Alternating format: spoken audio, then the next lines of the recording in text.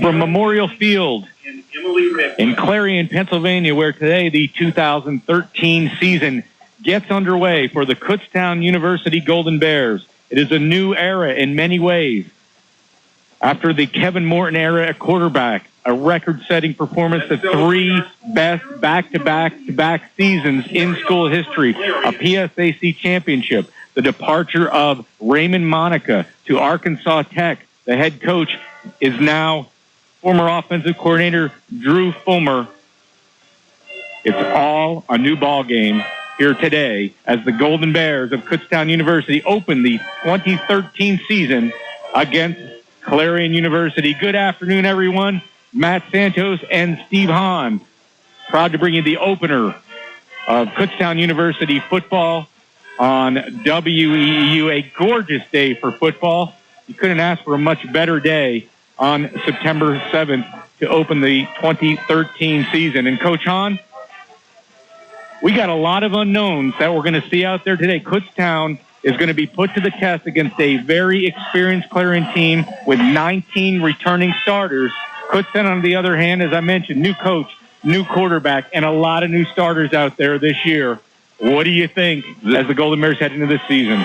This is obviously going to be a tough task here as an opener for Coach Fulmer.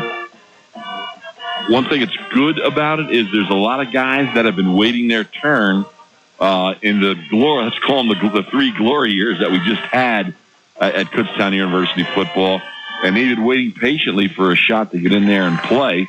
And today's going to be their shot to play. We're going to have a freshman quarterback. This is the first freshman quarterback to start here at Kutztown since 1998 when it was Mike DeMartolier.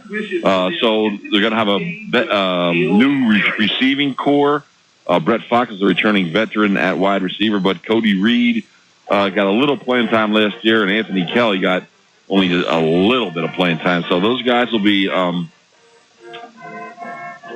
out to see how the read option offense can get their hands on the ball to the wide receivers.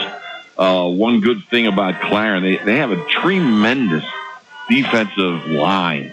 And one of the major things that Kutztown is going to have to be concerned about this afternoon is the Kutztown offensive line is not that experienced. There's a lot of new bodies in there on the offensive line. So that's a battle this afternoon that I think that we as fans here of Kutztown football really got to start looking at that matchup real early to see who's getting the better of that.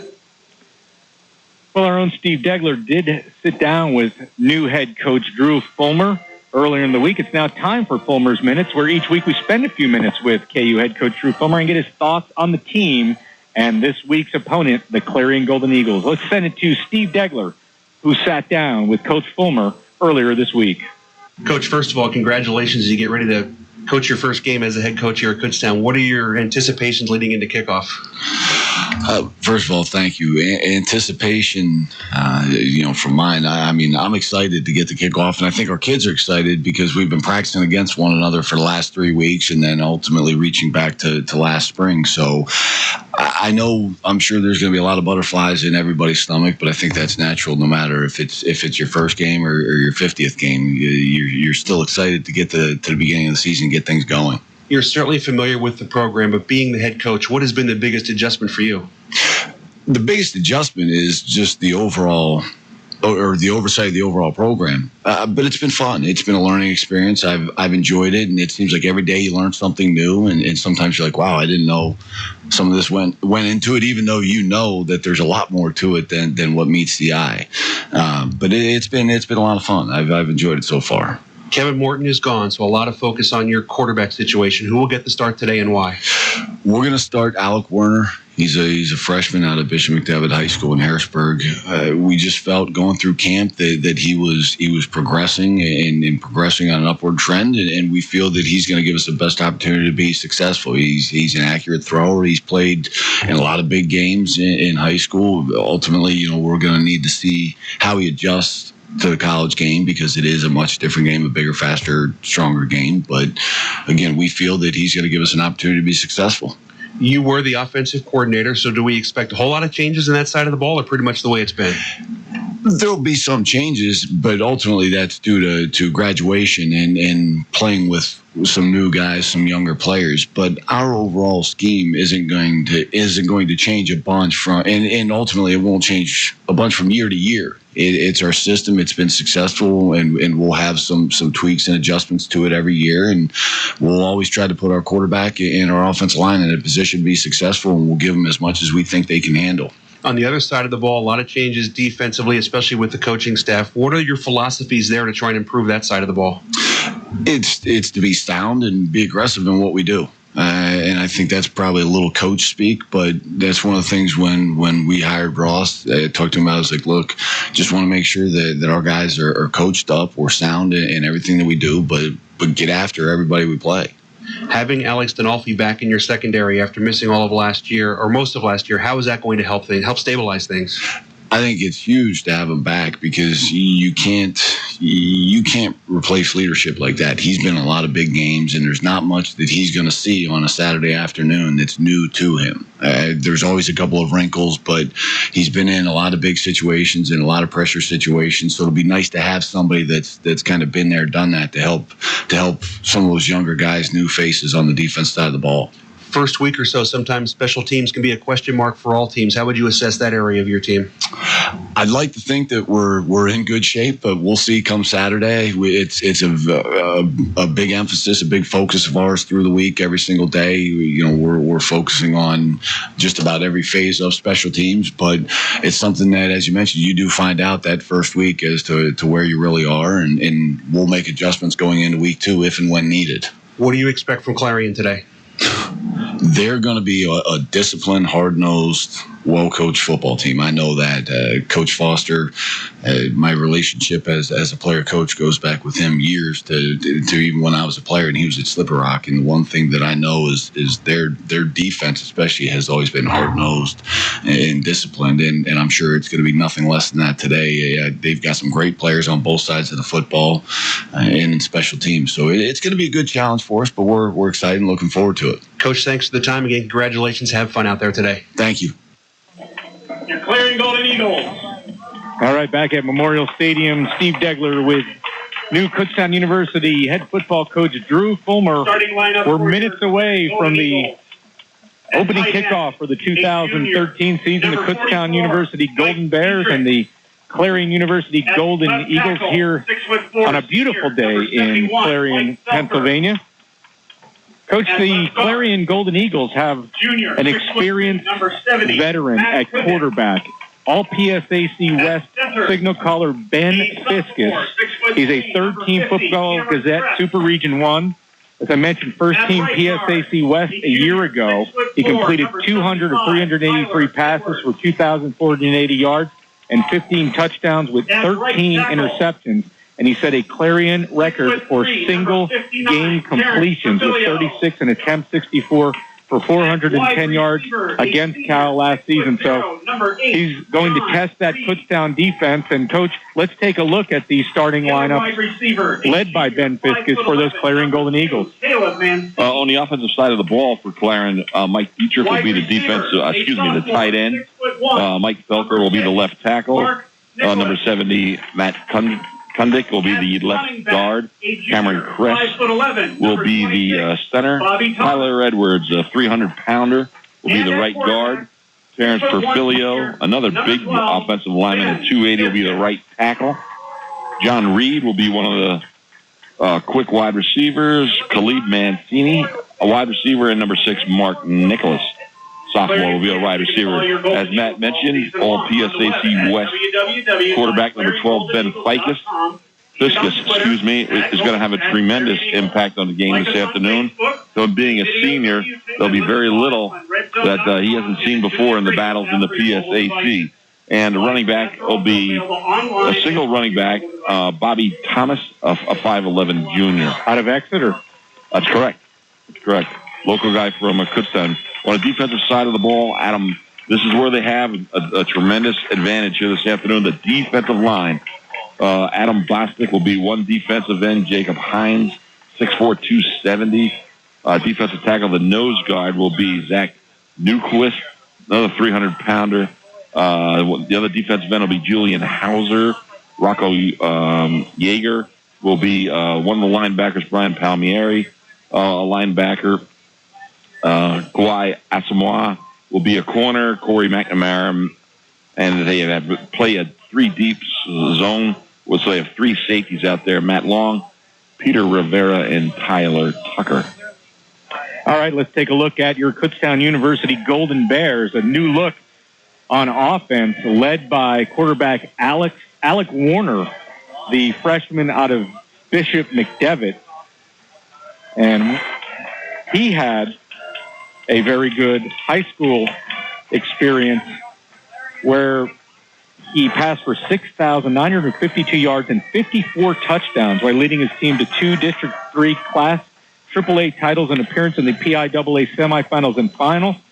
So we'll look to see what Alec Warner can do replacing the Golden Bears' all-time great quarterback, Kevin Morton. He will be supported by a very familiar name in the backfield, all PSAC running back and returner Curtis Wortham, the senior. Justin Michalak returns at fullback. The tight end will be senior Alex Wagner. The receivers, Anthony Kelly, and a couple of familiar names from last season, sophomore Cody Reed, junior Brett Fox. Up front, the tackles, Jordan Morgan, the redshirt freshman on the left side, Chase Fraley, the veteran senior on the right side. The guards on the left side will be Greg Bamberger Jr., son of KU Athletics Director Greg Bamberger.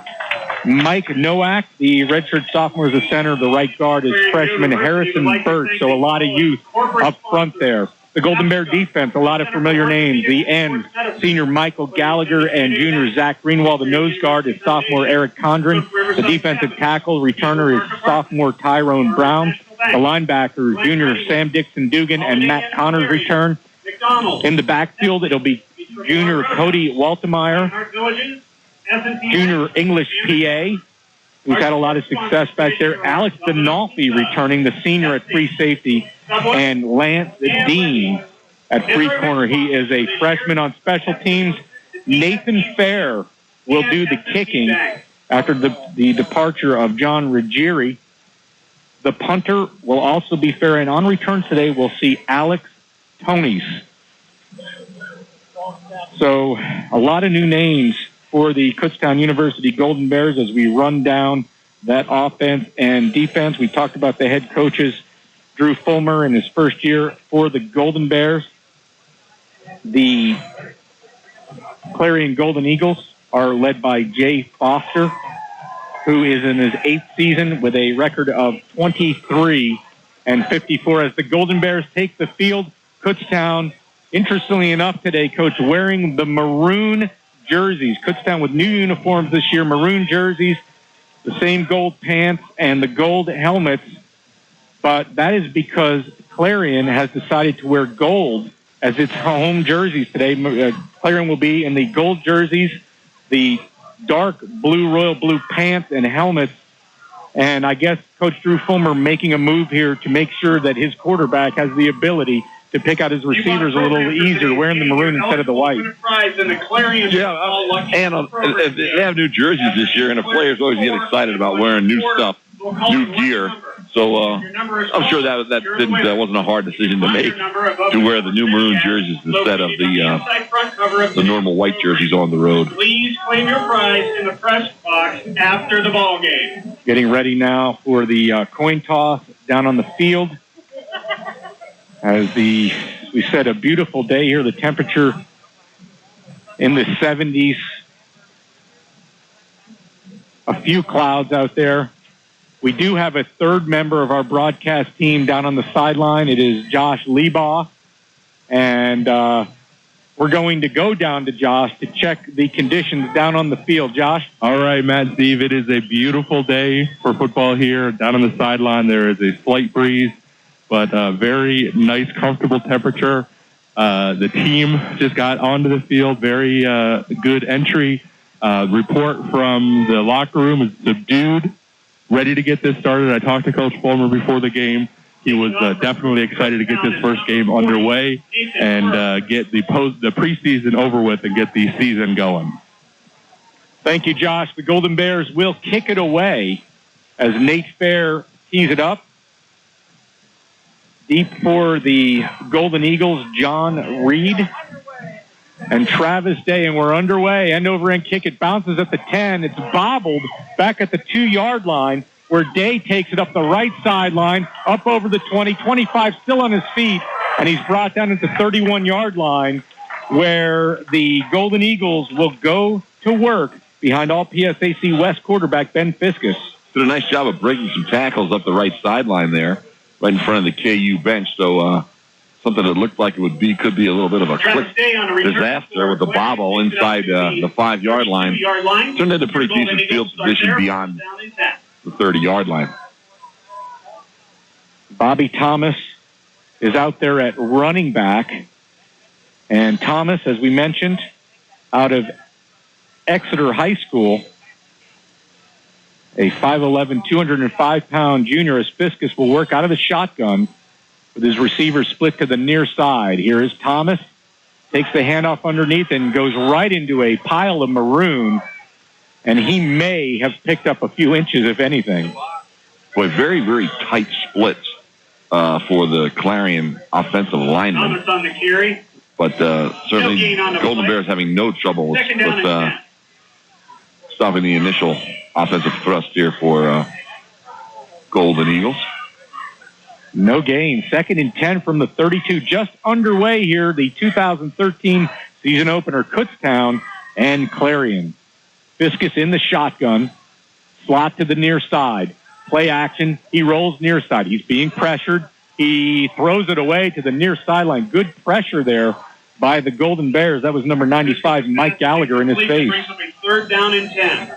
Gallagher at 6'4", running with his hands up the whole time. He made him throw it over the top, and it was caused the ball to go beyond the wide receiver. So at least you don't want to have any kind of major defensive breakdown on your first defensive series, and so far, at least on the first 2 plays, I don't want to jinx the Golden Bears here, but they've done a good job on the first 2 defensive plays.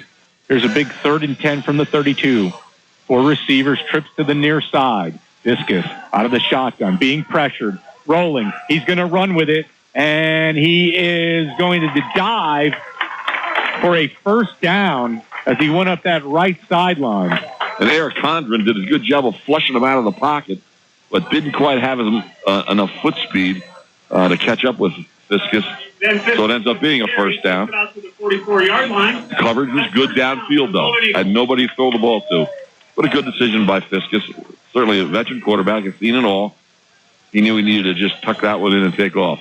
And he certainly can run. 1st and 10 after a gain of 12 at the Clarion 44. Just underway here. No score, Kutztown and Clarion. Kutztown showing blitz. Here is a handoff to Thomas off the right side, and he finds a seam and takes it up to midfield. Thomas has had an extremely solid career here at Clarion. Only a junior. He'll be back next year. 2nd down and 5. Kutztown was 7-4 overall last year. The Golden Eagles were 4-7. This is the 22nd meeting between these 2 teams, dating back to a 46-0 Clarion win in 1941. Kutztown won the last meeting in 2009, and here right here at Memorial Field, 25-6. Here's a handoff around the right side, and the back Thomas takes it up over midfield to about the 49 of Kutztown. Clarion, not one of those teams that at least that we've seen so far in this early in the game here, but they actually have a huddle between each play, which is kind of unusual these days when you watch a lot of college football. But they're in no rush to get the next play started. They're just very methodical, and they're just going to try to grind it out. Slot to the near side. Fiskus out of the shotgun on 3rd down, and he completes it over the middle down to the 45 to the 44-yard line. It looked like he's tight end on the reception there. That was big Mike Dietrich. Good throw on the run. Number 44, Dietrich, called that ball in. Good for a 1st down all the way to the Kutztown 34-yard line. So a methodical drive here by Clarion. They've converted on a couple of big 3rd downs, and we'll have a stoppage of play on the field. I think we have a Kutztown player down. Big, strong Mike Dietrich. Again, only a junior. He'll be back again. 6'4", 245. Catches that ball on a little bit of the seam of the zone on the Clarion right offensive side of the field there. But tell you what, there was a shoestring tackle made on him, or he would have picked up another 15, 20 yards. He had a real good head of steam. Player is off under his own power. That is Cody Kelso for the Golden Bears. We mentioned that this series dates back to 1941. Since 1998, Kutztown and Clarion have dueled to a 6-6 record. This was a pretty regular matchup, and it was strange to not have been here for 4 years. And I think, Matt, you and I, at least I almost speak for you, but this is the first time I think we've broadcast a game with a 1 o'clock start. They used to play the games here at 6 p.m. Absolutely. 1st and 10 from the 34 for Clarion. Fiskus out of the shotgun, drops back, looking over the middle, has a man wide open down at the 11-yard line. That looked to be Caleb Mancini, and he goes down on his own after he makes the dive. Looks like 1st and goal. That was the same seam that Dietrich just caught the ball in, only was over the top of the linebackers as opposed to being in front of them. And Fiskus throws a very tight, accurate spiral. 1st and 10 at the 10. 1st and goal. Real good drive here being put together early by Clarion. Here is Thomas on the handoff. He dives into the pile and picks up about 2.5 yards, close to the 7.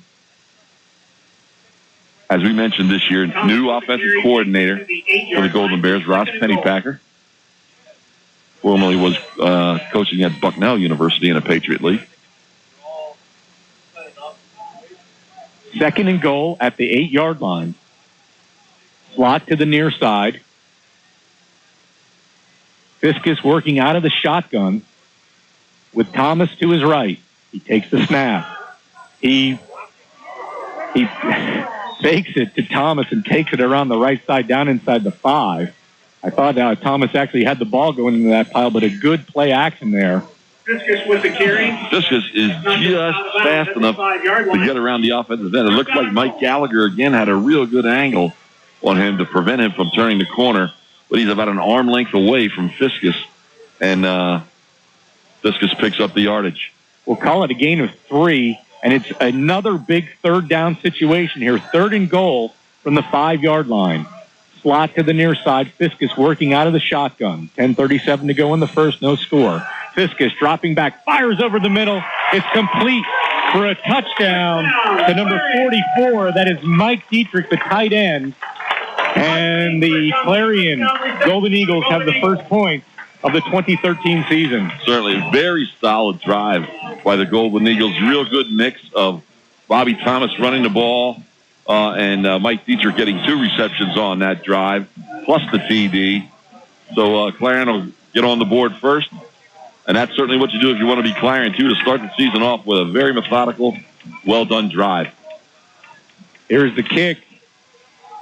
It's up, and it is good by Phil Esposito. 10:31 to go here in the 1st quarter. Your score, Clarion 7, Kutztown nothing. You're listening to Kutztown University football on WEEU.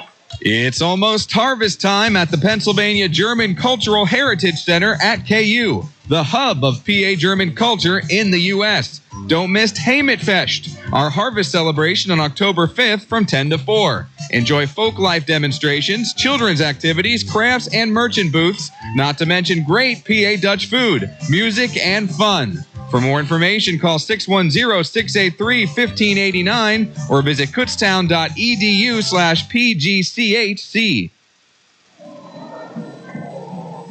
We're back in Clarion, Pennsylvania, where the Golden Eagles have just driven down the field for the first score of the game. 7-0 Clarion. Kutztown yet to go on offense. And, Coach, we talked about this on the preseason show that we did for the Golden Bear Network, and that is the fact that the Kutztown offense does not want to be under the pressure of having to keep up with the other team's offense with all the inexperience on that side of the ball this year.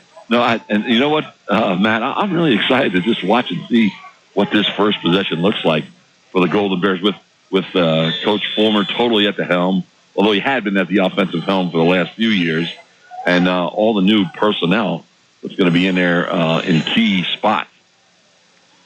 Here is the kickoff, and it will be taken by Adrian Sterling back to the 3-yard line. He'll come to the near side, and he's tripped up at the 15 by Ren Yonker. And very good special teams coverage by the Golden Eagles. So we're going to see the battle first, whether the Golden Bears can put up any resistance to that terrific defensive line for the Golden Eagles.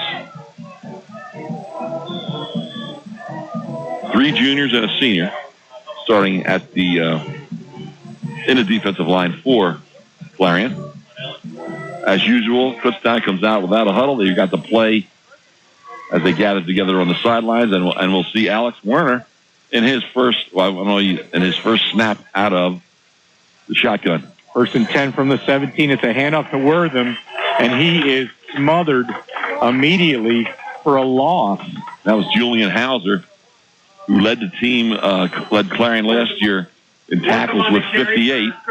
So he's starting his junior year off with a bang as he stopped Wortham dead in his tracks in the backfield for about a 2-yard loss. 2nd and 13 from the 14. Slot to the far side. Here's Wortham again. He'll try the near side. He turns it up, brings it up over the 15 to about the 17, and the Golden Bears will have a 3rd down and 10.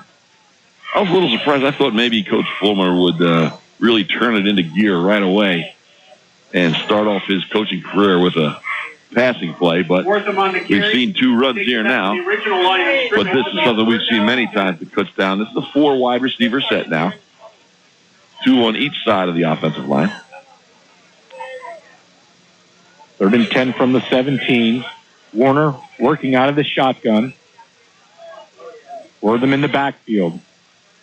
Warner is hit when he throws the ball, and it's up for grabs, and a Golden Bear actually came down with the ball on the near side. That looked like number 18, Anthony Kelly, but it's going to be way short of the 1st down, and Kutztown's lucky that didn't turn into a disaster there.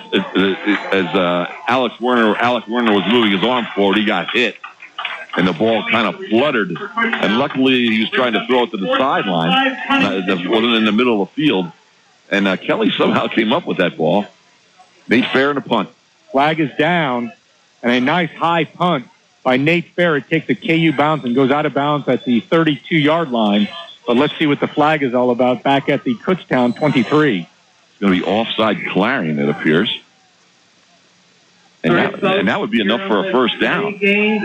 Could turn into a bad penalty there. And the punt team for Kutztown's walking off the field. So Alec Werner will quickly come back on. 93 defense. 5-yard penalty.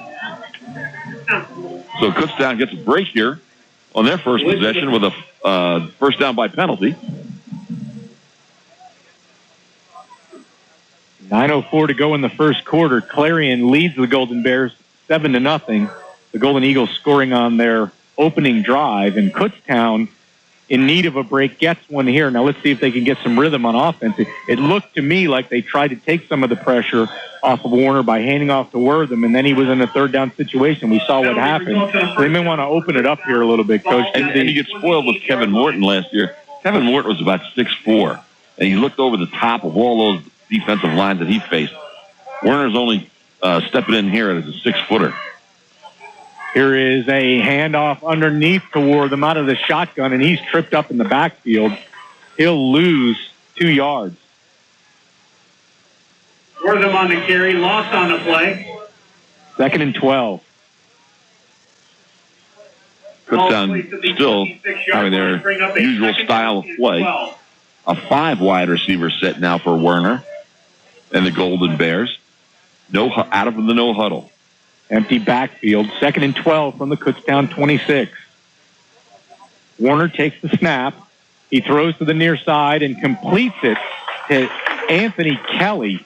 And Kelly gets to about the 31. That's exactly the same play that Werner just had his pass tipped on the previous Kelly on the reception possession prior to the punt and the penalty on the punt. That's exactly the same play. This time not tipped and caught easily by Kelly. 3rd down and 7. Darryl Scott out of Daniel Boone High School checks into the game. Warner takes the snap. He drops, steps up in the pocket. He's sacked, loses the ball, and it's recovered by the Golden Bears back at the 25.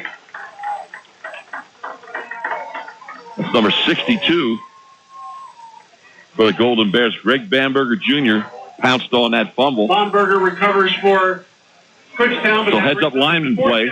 So the Golden Bears at least prevents a turnover, but it still is going to result in another Nate Fair punt for the Golden Bears. Travis Day is deep. Fair gets a nice, high, wobbly punt, but it will be a fair catch at the 36-yard line where Clarion will go back to work. It is 7-0 Golden Eagles. 7:14 to go in the first quarter, and so far not so good for the Golden Bears offensively. They need to get the young quarterback into rhythm, Coach. Okay, yeah, and it's not. I know. I hoped that we'd see a lot of excitement and the freshman quarterbacks that came in here this year are really come from very good high school programs. Chris Kane and Alec Werner, and I was hoping they'd be able to step in and really do something exciting for us. But it's gonna, I think I'm kidding myself, man. It's gonna take some time for those guys to, figure out the level of play that they're in here. 1st and 10 from the 37. Here is Fiskett, who fakes the handoff, takes it around the near side, and has a 1st down and more as he takes it to midfield, a gain of 13. Takes it out to the 50-yard having no trouble. That is good for a leading the edge here for Kutztown. That looked like a designed run. He did make a fake into the line with his running back, but he tucked that in rather quickly to get around the left side, and it'll be 1st down right at midfield for the Golden Eagles. Well, Fiskett's run for 730. He ran for 737 yards in 2011 and 582 the year before. So he's a dual threat. 1st and 10 from midfield for the Golden Eagles. Slot to the far side. Here's a handoff, and this will be Thomas. And so far, the Golden Bears have looked good against the run as he gets no gain back to midfield. And then there are some returning starters on the KU defensive side of the ball. Sam Dixon Dugan is a second-team all-leaguer at linebacker. Zach Greenwald, the defensive end, he's a second-team PSAC East defensive end. His parents were eating in the same restaurant we were last night. 2nd and 10 from midfield. There is play action. Fiskus rolling right. A lot of time. Now he's being pressured, and he'll just throw it away toward that Kutztown sideline. The Golden Eagles moving from our right to our left toward the west end zone here in the first quarter. The Clarion Athletic Complex is located just on the west edge of town, about a half a mile from the main campus, but they have a good crowd here today for the opener, and they have high expectations this year. Yeah. That's one thing I do miss about this. The stadium here is gorgeous at night when the sun goes down over the mountains. But as you said, this is perfect. It's a little warm. People getting a good suntan here, sitting in the stands, but a great crowd. 3rd and 10. Here's a completion out to the near side, and it's going to be close to the 1st down marker as John Reed, the senior, catches it, and we'll see where they spot the ball. It looks like he's going to be just short. Just quick out pattern to Reed. 41-yard line. Easy completion. 4th down and a yard. 4th and 1, Coach. I know, you got to figure they're going for it here, and they're not making any movement towards their punter. It looks just under a yard, and you gotta think that Fiskus could sneak it, but he's set up in the shotgun. So let's see what they're thinking here. But it gives Fiskus a good view of the whole field to pick his. There's a handoff underneath to the fullback. A helmet comes flying off. That's actually Thomas on the carry, Bobby Thomas, who gets the 1st down into KU territory. USPA lost his helmet, and that is an NCAA rule. When your helmet comes off, you must leave the field for at least one play, and that's what happened here. English PA is off the field. He's replaced by number 49, Darrell Mintz. First and 10 at the 37, 4:50 to go in the first quarter. It is 7-0 Clarion. Fiskus with a slot to the far side. He takes the snap and runs immediately to the near side, but he's thrown for a loss by Sam Dixon-Dugan back to about the 43-yard line of Kutztown. That's probably the best defensive play they've had so far. He just sniffed that play out perfectly. Dixon-Dugan, second team, all PFAC East linebacker last season. Certainly has himself primed to have a great season. But it'll bring him into second and long now for the Golden Eagles. Great job by Dixon-Dugan. Second and 14 to be exact from the 41-yard line of the Golden Bears. Slot to the far side. Fiskus working out of the shotgun. Fiskus dropping back. It's a screen to the near side to Thomas. And Thomas carries several tacklers inside the 40, and he's chased out of bounds at about the 39-yard line. And Mike Connors had that smelled out pretty well for the Golden Bears, but he just missed his shoestring tackle. On the reception takes it to the 38-yard line. But it did knock the ball carrier off balance enough to not pick up any substantial yards. It'll be at third and about 11. Another big third down situation here for the KU defense. Kutztown. Yeah, they're forcing them into third down situations here. Absolutely. The KU defense. Slot to the far side. Tight end in motion. Back goes Fiskus. I keep that eye on that Dietrich. Fiskus is going to tuck it, and he's going to run. He's going to be chased out of bounds short of the first down at the 32-yard line. So it's going to be third and about 6 yards, maybe 5 yards, and you got to wonder what Clarion does here. They have good field position here. So it's a little long for a field goal. So do you try to pin Kutztown back in the coffin corner, or do you go for it on fourth down? Ball is placed at the 32-yard line. Nate Conway, fourth down and 5. number 17, is loosening up his leg in the place kicker's net on the sideline. But that would be an extremely, 17 yards to 32. That's way out of his range. They can't kick it. And unless they want to play field position and try to punt it inside the 10-yard line. But I tell you what, they've shown the ability to really be able to move the ball, and they got a senior quarterback that's going to make a quality decision with the ball. I'm going for it. Yeah, that would be my call as well, because you're looking, like you said, at a 49-yard field goal. The Golden Bears' record is 48, set back in the early 90s, I believe, by Emerson Johnson. That's good memory, Matt, there. Yeah, excellent. That's excellent on your part. And I don't have Clarion's record in front of me, but you're looking at a long field goal for this level. And it will be the offensive unit that stays out there. First down. Fiskus and Thomas in the backfield. 3 wide receiver set, 2 to the right. Fiskus with a long count.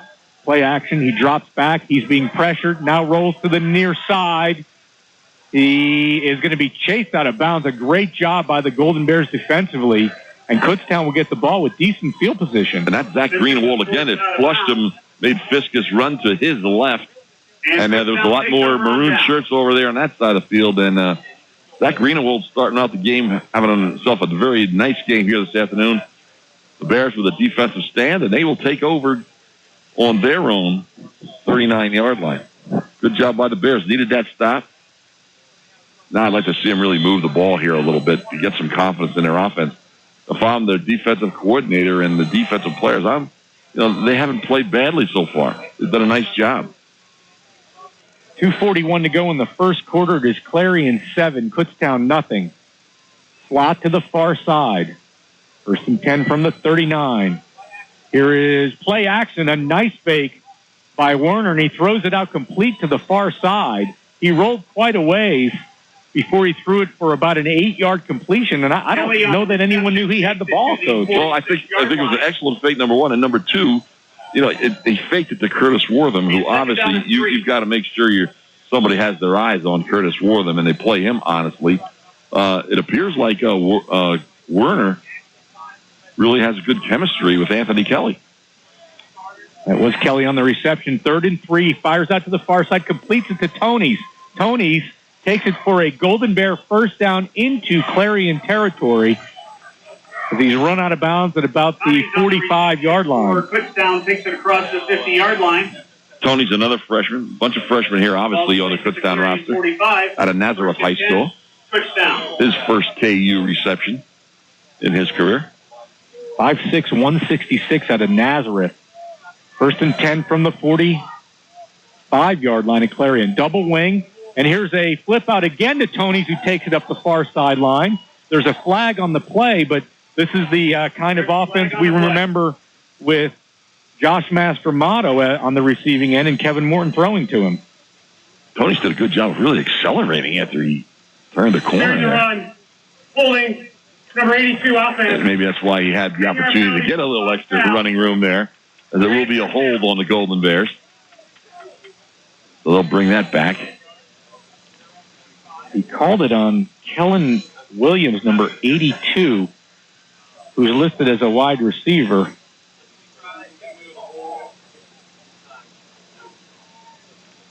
But I don't know that Williams is out there, Coach. 49-yard line. First down and 16. It'll be 1st and 16 now from the Kutztown 49-yard line. Yeah, I think he got the wrong number there. I think he did. Trips to the near side. There's movement up front. It looked like Clarion jumped off sides. Looked like number 78 got a little antsy. Matt Suey, who is not related to the Penn State Sueys. 5-yard penalty. It'll be a 5-yard penalty to make it 1st and 11 back into Clarion territory at the Golden Eagles 46-yard line. 1:41 to go in the first quarter. It is 7-0 Golden Eagles. Slot to the near side. Warner out of the shotgun. Staggered backs with Michalak and Wortham. Wortham takes the handoff, finds a seam, and takes it down to the 41-yard line. Wortham with the carry. And that's what we've seen Curtis Wortham do hundreds of times in his career. Certainly not a big back. 5'6", 165-pound back. Second down and 6. But he has no trouble getting in those little seams in the interior of the offensive line. It's good first down yardage for the Bears. 2nd and 6 from the 41. Slot to the near side. Warner, play action. Drops back, fires it complete for a first down to the 34-yard line. That was the tight end that time for the Golden Bears. It's Alex Wagner. Big target. Is one of the few guys that is back from last year that has some experience. Wagner on the reception for Kutztown. He's almost as big as the Clarion tight end. Wagner ships in at 6'3", 230 out of Reading High School. And there's another injured KU player on the field. And from talking to the coaches, they've had their share of little nicks on players during their preseason camp. Some of them have managed to get healthy for the open air, but there's still some that aren't quite ready to get on the field. And that's the defensive end, Adam Bostic, for the Golden Eagles. So Kutztown getting a little bit of a rhythm here. 1st and 10 from the 33, methodically moving that ball with the help of a short passing game and a couple of nice runs by Curtis Wortham. Bostic is the brother of Pat Bostic, former Pitt quarterback. He's a relatively local guy at Kutztown University. Played at Manheim Township High School in Lancaster.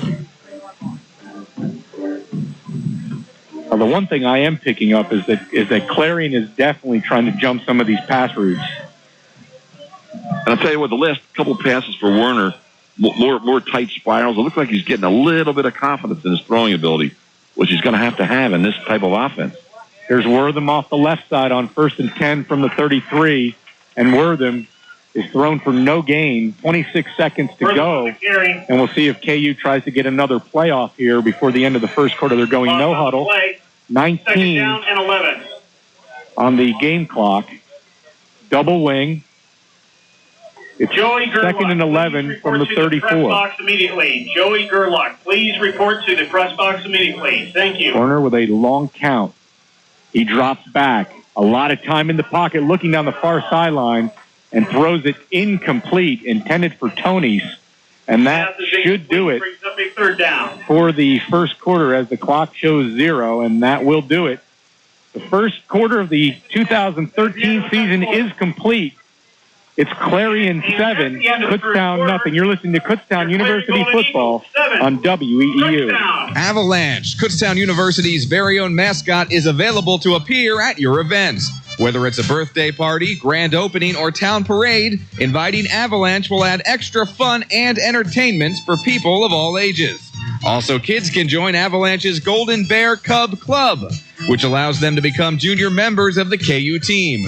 Make everyone's experience golden by visiting kutztown.edu/avalanche. Once again, that's kutztown.edu/avalanche. The Kutztown University Athletics Fall 2013 schedule is underway, and you can see all of the action live on campus. This upcoming week, the Golden Bears women's soccer team hosts Millersville Tuesday at 3 p.m. Also, Kutztown hosts the Cross Country Division II, Division III Challenge next Saturday morning at 10 a.m. For ticket information and directions to see Kutztown Athletics live events, visit kubears.com. We are back at Memorial Stadium in Clarion, Pennsylvania, the great northwest of the Commonwealth. It is Matt Santos and Steve Hahn high above the field here. The 2013 opener for the Kutztown University Golden Bears. It is Clarion 7, Kutztown nothing. Kutztown with a big 3rd and 11 on the Clarion 34. The freshman quarterback, Alec Warner, is 6 of 7 for 39 yards. And so far has looked good in the short passing game. A 5-receiver set now with trips to the far side as Kutztown moves toward the west end zone, going right to left on your radio dial. Warner, completion over the middle as he hits Brett Fox for a first down at the 21, and Warner looks comfortable back there in that pocket when he has time. I just think he looked a little nervous for the first 5-6 minutes of the game. But now you're getting to see why that guy won the job as the quarterback during the preseason. 1st and 10 from the 21 of Clarion. Double wing. Wortham, the sole setback. Wortham in motion. Here is a screen to the near side. It's dropped by Tony. Looked like a forward pass, and it is incomplete.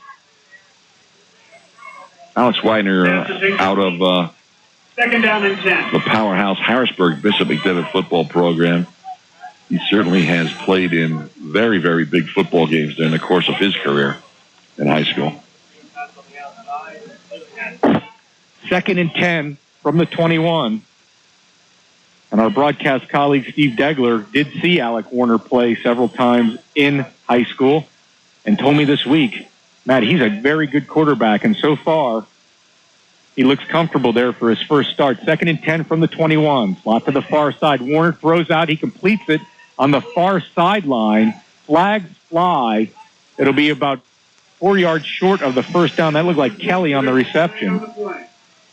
He's pushed out of bounds.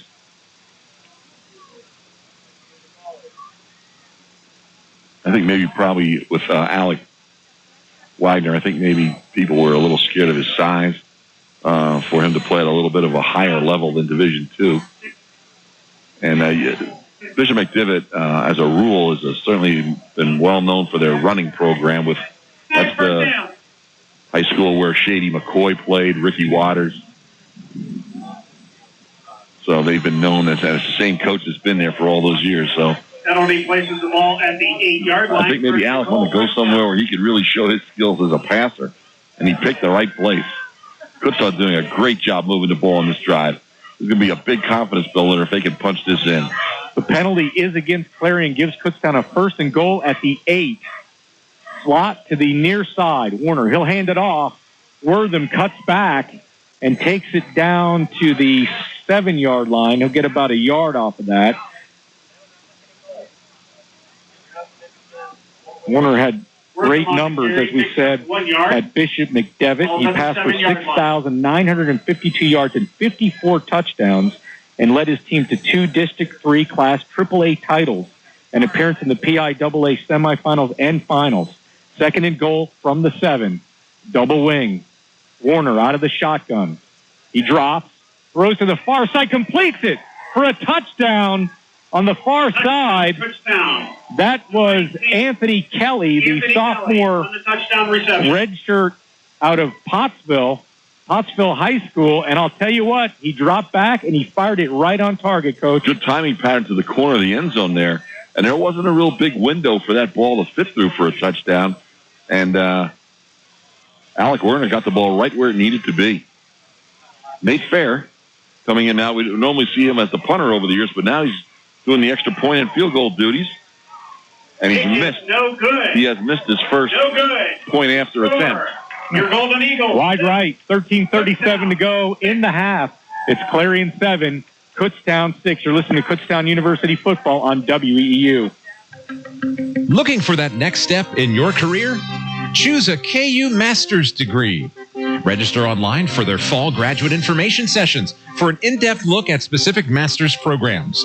Speak with professors and learn about financial aid for continuing education. For more information on Kutztown University's graduate programs, visit kutztownmasters.com. That's kutztownmasters.com. Show your maroon and gold pride. Be sure to check out Kutztown Athletics apparel across various outlets in Lehigh and Berks counties.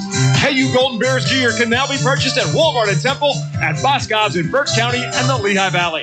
Also, Kutztown gear is available at the headquarters for KU Gear, the KU Student Bookstore, located on the scenic KU campus. Make sure to stock up on your maroon and gold apparel this fall and be ready for the new year.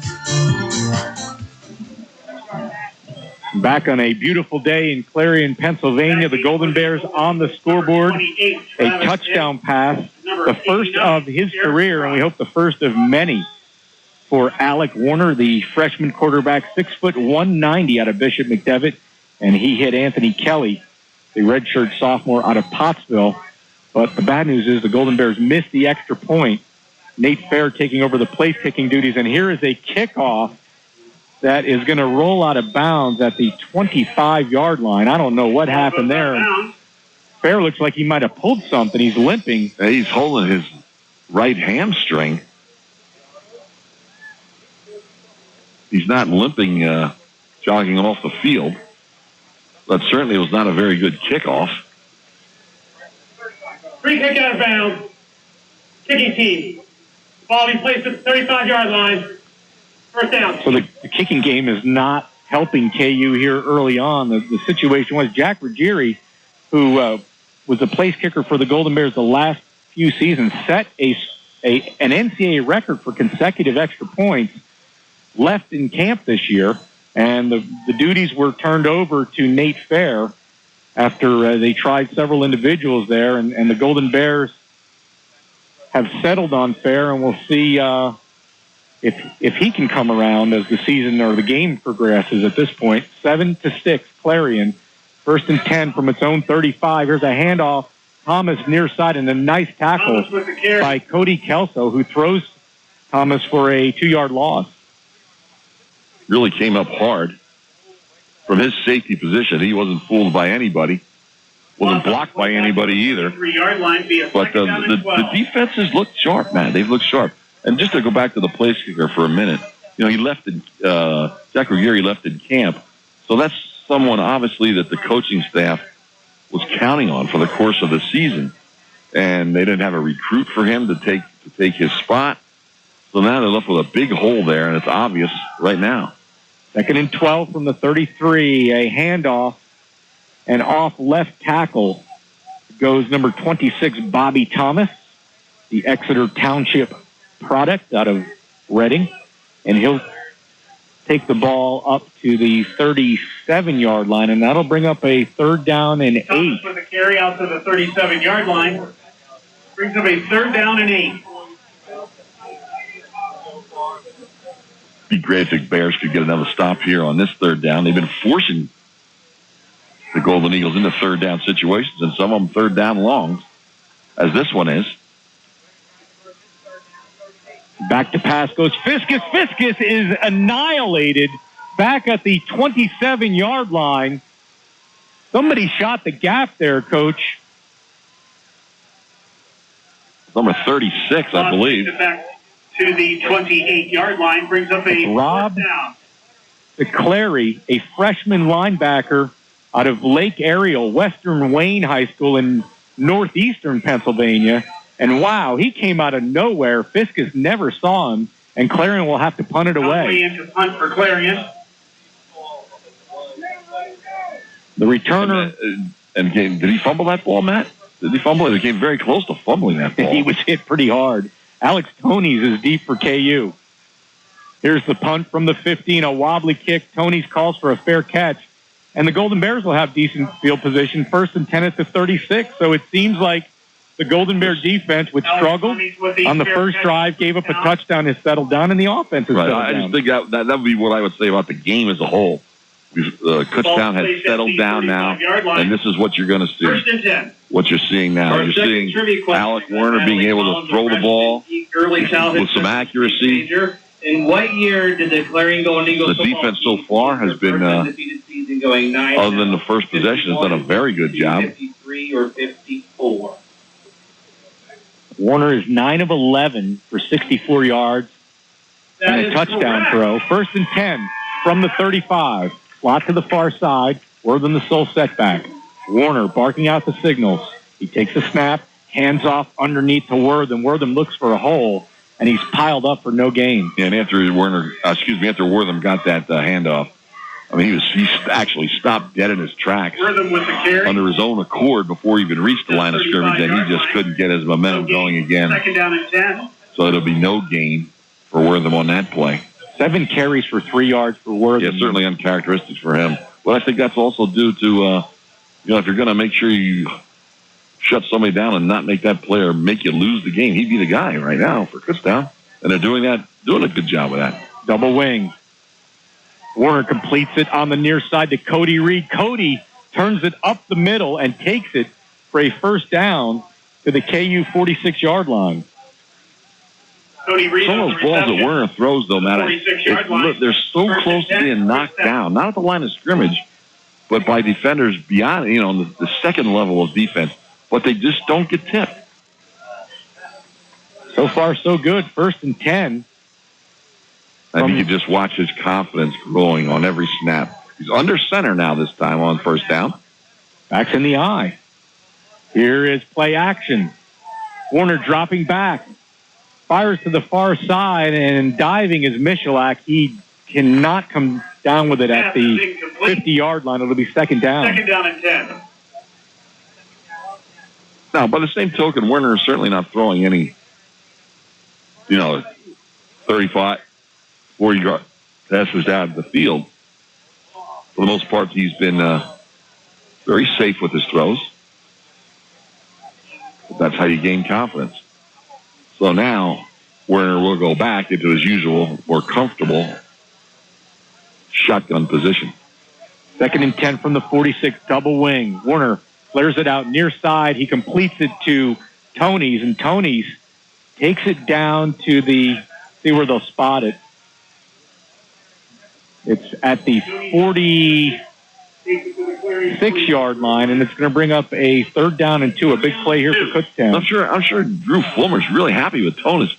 You don't really know for sure. He's a true freshman. You don't really know for sure what he's going to do till you put him out there, and he's done a fine job early on here in the first half against Clarion. Good job by Alex Tonys. Under center, backs in the eye. Here's a handoff. Wortham takes it over the 45. He has the first down inside the 44-yard line, and the Golden Bears on a 3rd and 2. Wortham just put his head down and went up the middle, Coach. He's never carries to the 43-yard certainly been scared to take the ball into the interior of the offensive line to gain yardage. And they don't play any big fullback in the backfield that is even big enough to really push the pile forward. So it's Curtis Wortham. That's who you're going to get. 9:23 to go, 7-6 Clarion here in the first half. Play action. Warner dropping back, fires it over the middle, complete to Cody Reed inside the 30-yard line for another Golden Bear first down. And another great fake by Alex Werner to Darrell Scott in the backfield that time. Takes it to the 29-yard line. First and 10. And another very, very accurate ball right in stride to Cody Reed. First and 10. Twitch to the right. Ball at the 29-yard line. Warner, play action.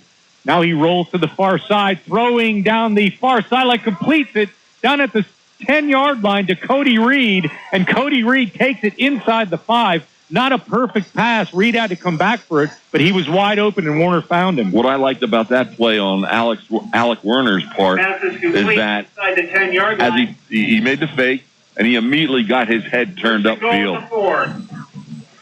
Timeout. And again, that ball was just barely over the linebacker's hand, but it got over there. First timeout of the half. So 2 catches in a row for Cody Reed causes the Golden Eagles to call timeout with 8:50 to go in the first half. Clarion still leads 7-6. Kutztown driving at the time here. They will have a first and goal at about the 4.5-yard line. The Center for Orthopedics and Sports Medicine. Great confidence builder for Kutztown if they can score here. Foundation. Cook Riverside Cabins. Alex You have to remember that this is a very, very veteran Clarion team with 19 starters back from last year's team. So they're moving the ball and holding the Clarion offense. They're not doing it against bad players and a bad team. This is a good PSAC West football team. And Wendy's. And our event sponsors Yeah, are Alec Warner PSECU in his and S&T Bank. college debut is 13 of 16 for 122 yards. So he has been on target. It's been mostly a short passing game. His longest completion is 25 yards. But so far, so good. It's first and goal at the 4-yard line for the Golden Bears. Slot to the near side. Wortham the sole setback.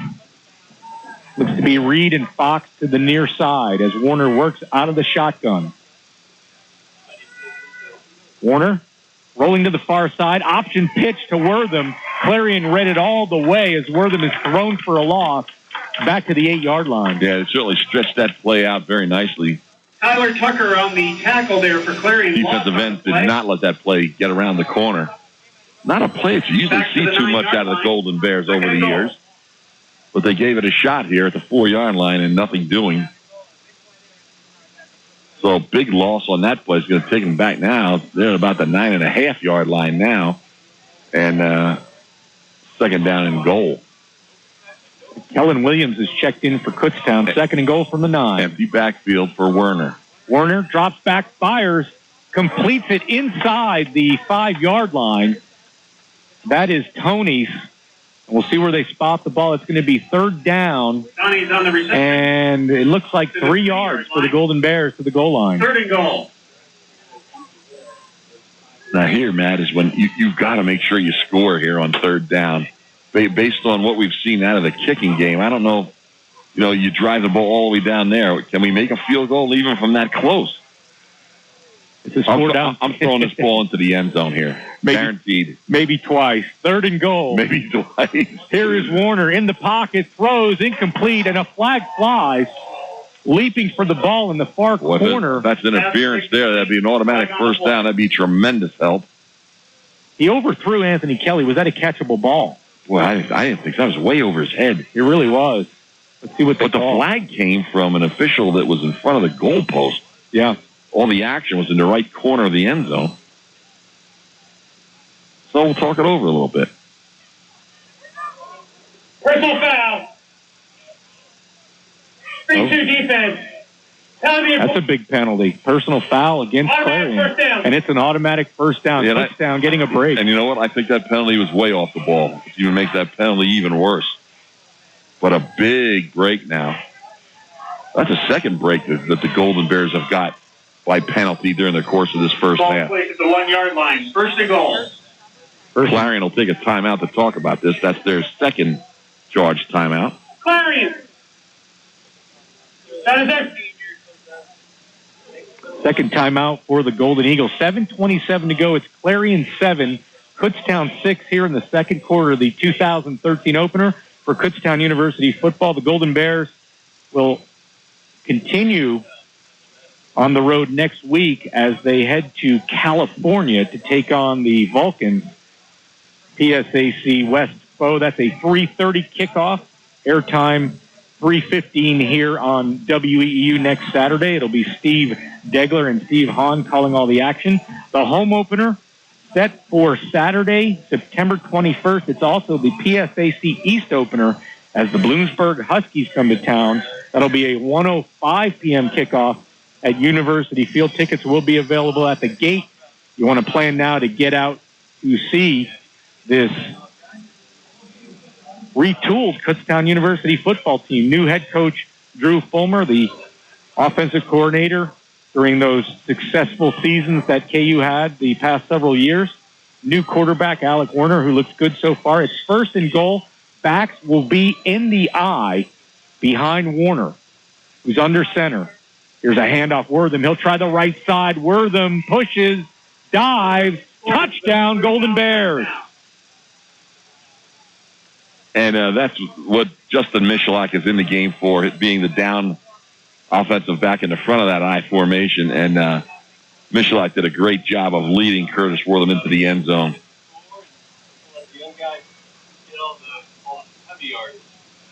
12-7, Golden Bears, 7:21 to go, and they're going to try the extra point here. We have a new kicker out there for the Golden Bears. This is Andrew Deutsch. The snap, the hold is blocked, and it's recovered by the Golden Bears. The adventures are continuing here on the kicking special team. 7:21 to go. It's Kutztown 12, Clarion 7. You're listening to Kutztown University football on WEEU. Kutztown University is your choice for a new season of unforgettable entertainment in the beautifully renovated Schaefer Auditorium. KU Presents has it all, from hip-hop, rock, and jazz to Broadway country dance and more. This performing arts series can't be missed. Join us for opening night, September 10th for Momix Botanica. Dance at its most organic. For tickets and information, visit kutztownpresents.org. Shows sell out quickly, so visit kutztownpresents.org today. To get the most up-to-date and in-depth information about the Kutztown Golden Bears, visit KU Athletics online at kubears.com. KUbears.com features extensive coverage for all 21 of Kutztown University's NCAA varsity sports. The website also features video content and allows fans to listen to live broadcasts of select games. So be sure to check out the Kutztown Golden Bears at kubears.com. Go, Bears, go! 7:21 to go in the first half. It is Kutztown 12, Clarion 7, as the Golden Bears have scored 12 unanswered points behind freshman quarterback Alec Werner, and he has just been superb out there offensively, leading that Kutztown University unit. The kicking game, however, has been anything but. 2 extra points, one wide right by Nate Fair. Andrew Deutsch's extra point attempt was blocked. Deutsch will kick it away now. And here is a short end-over-end kick that bounces at the 27-yard line, and the returner takes it up the far sideline, up over the 40 to the 42. And Clarion's going to have excellent field position, but again, Special teams are killing the Golden Bears, as that kick just did not travel. It had a little bit too much hang time. It traveled down the right sideline, almost went out of bounds, and the Clarion return man came up, scooped it up, and just darted up that far sideline, and it'll be Clarion's ball, 1st and 10. Their try on the return takes at the 44. And if you can recall, Matt, other seasons that we've called games, there have been stretches where the special teams play for long stretches during the season has not really been good. And I think that's what we're kind of watching here again. Well, 2 years ago, Coach, it was the punting game. Yeah. In the championship season, it was the punting game. They just unfortunately didn't have to punt very much, and it didn't come back to haunt them. The defense had its back against the wall several times. But now the Golden Bears are struggling on the kicking side. And you can't give your opponent field position at the 42-yard line. Biscuits A nice completion over the middle to number 28, Travis Day. Day takes it deep into Kutztown territory, down to the 33-yard line. Another Golden Bear down. Travis Day on the reception takes it all the way to the Kutztown 31-yard line, and that is a Golden Eagle first down. Not sure who's down out there, Coach, but Rennie Sacco leading that sports medicine crew out there today, and special day for Rennie today, I understand. Yeah, we certainly would like to wish Rennie Sacco a happy birthday today. We've been told by Rennie himself that we may not say which birthday it is. Half a century, though. And he doesn't look a day over 42 and a half. Sam Dixon Dugan is the injured Golden Bear. That's not good. He's also having a pretty darn good game here this afternoon. Dixon Dugan, Zach Greenwald played very well here today defensively. But the good field position for Clarion, it just makes that pass play then today hurt even more. 1st and 10 from the 33. Here's a handoff underneath. And the ball is taken up to the 31-yard line for a gain of 2. That was Travis Day again on the ball carry. Day with a carry to the 31-yard line. We're going to come down. We could easily have, last position wins this game. It's starting to appear that way. It's going to be a close game all the way through. In the opener, in the PSAC non-league schedule for both squads. 2nd and 8. Viscus throws out complete to the far side. And the receiver is thrown out of bounds. That looked to be number 83, Matt Lehman, the freshman out of Lower Borough High School. Lehman on the reception. Again, brings up a 3rd down and 1. Clarion now has switched more to the speed-up offense as they've now got rid of the huddle. 3rd and 1 from the 29, and the running back, Thomas, takes the handoff, and he's wrapped up immediately. He's going to be close to that first down marker. 5:37 to go here in the second quarter. It's 12-7 Kutztown. And this is a big spot. Let's see where it's going to be. I think it's just short. No gain on a play. No gain. It's going to be 4th down. 4th down, and the field goal unit is coming out for Clarion. The ball is at the 24-yard line. So you're looking at a long field goal here, 41 yards. I'll tell you what, it's only a short distance for a first down. I'd make sure my defenders are ready for a fake here. This is a perfect opportunity to fake. Phil Esposito, the kicker, a lefty. The snap, the hold, the kick, it's blocked. It's blocked. The Golden Bears have it, and up the far sideline and chased out of bounds at midfield is Sam Dixon Dugan.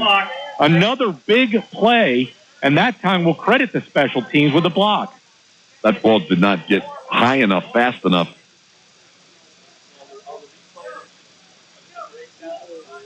Even close.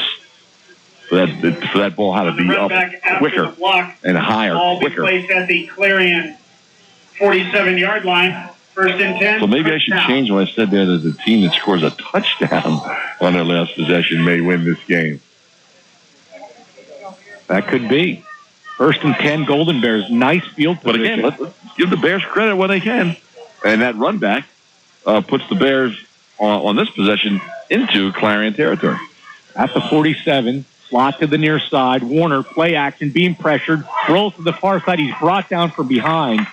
Back at the 49. This would be a loss of 2. The clock running at 4:49. He ducked around the pressure to begin with. Hauser on the then stepped to his right. But no one opened down the field, and certainly not anybody. 2nd down and 13. Defense has picked him up in the backfield, so it will be a loss. But that doesn't bother me. I want to see this kid throw some more. And he's got an empty backfield, so Werner will probably see something down the field. 5 wide receiver set. The ball's at midfield. 2nd and 13. Warner dropping back, fires complete. Down inside the 40. Spun down at the 30-yard line. is Brett Kelly Fox. on the reception. Oh, Kelly on the reception. Takes it to the 30-yard line.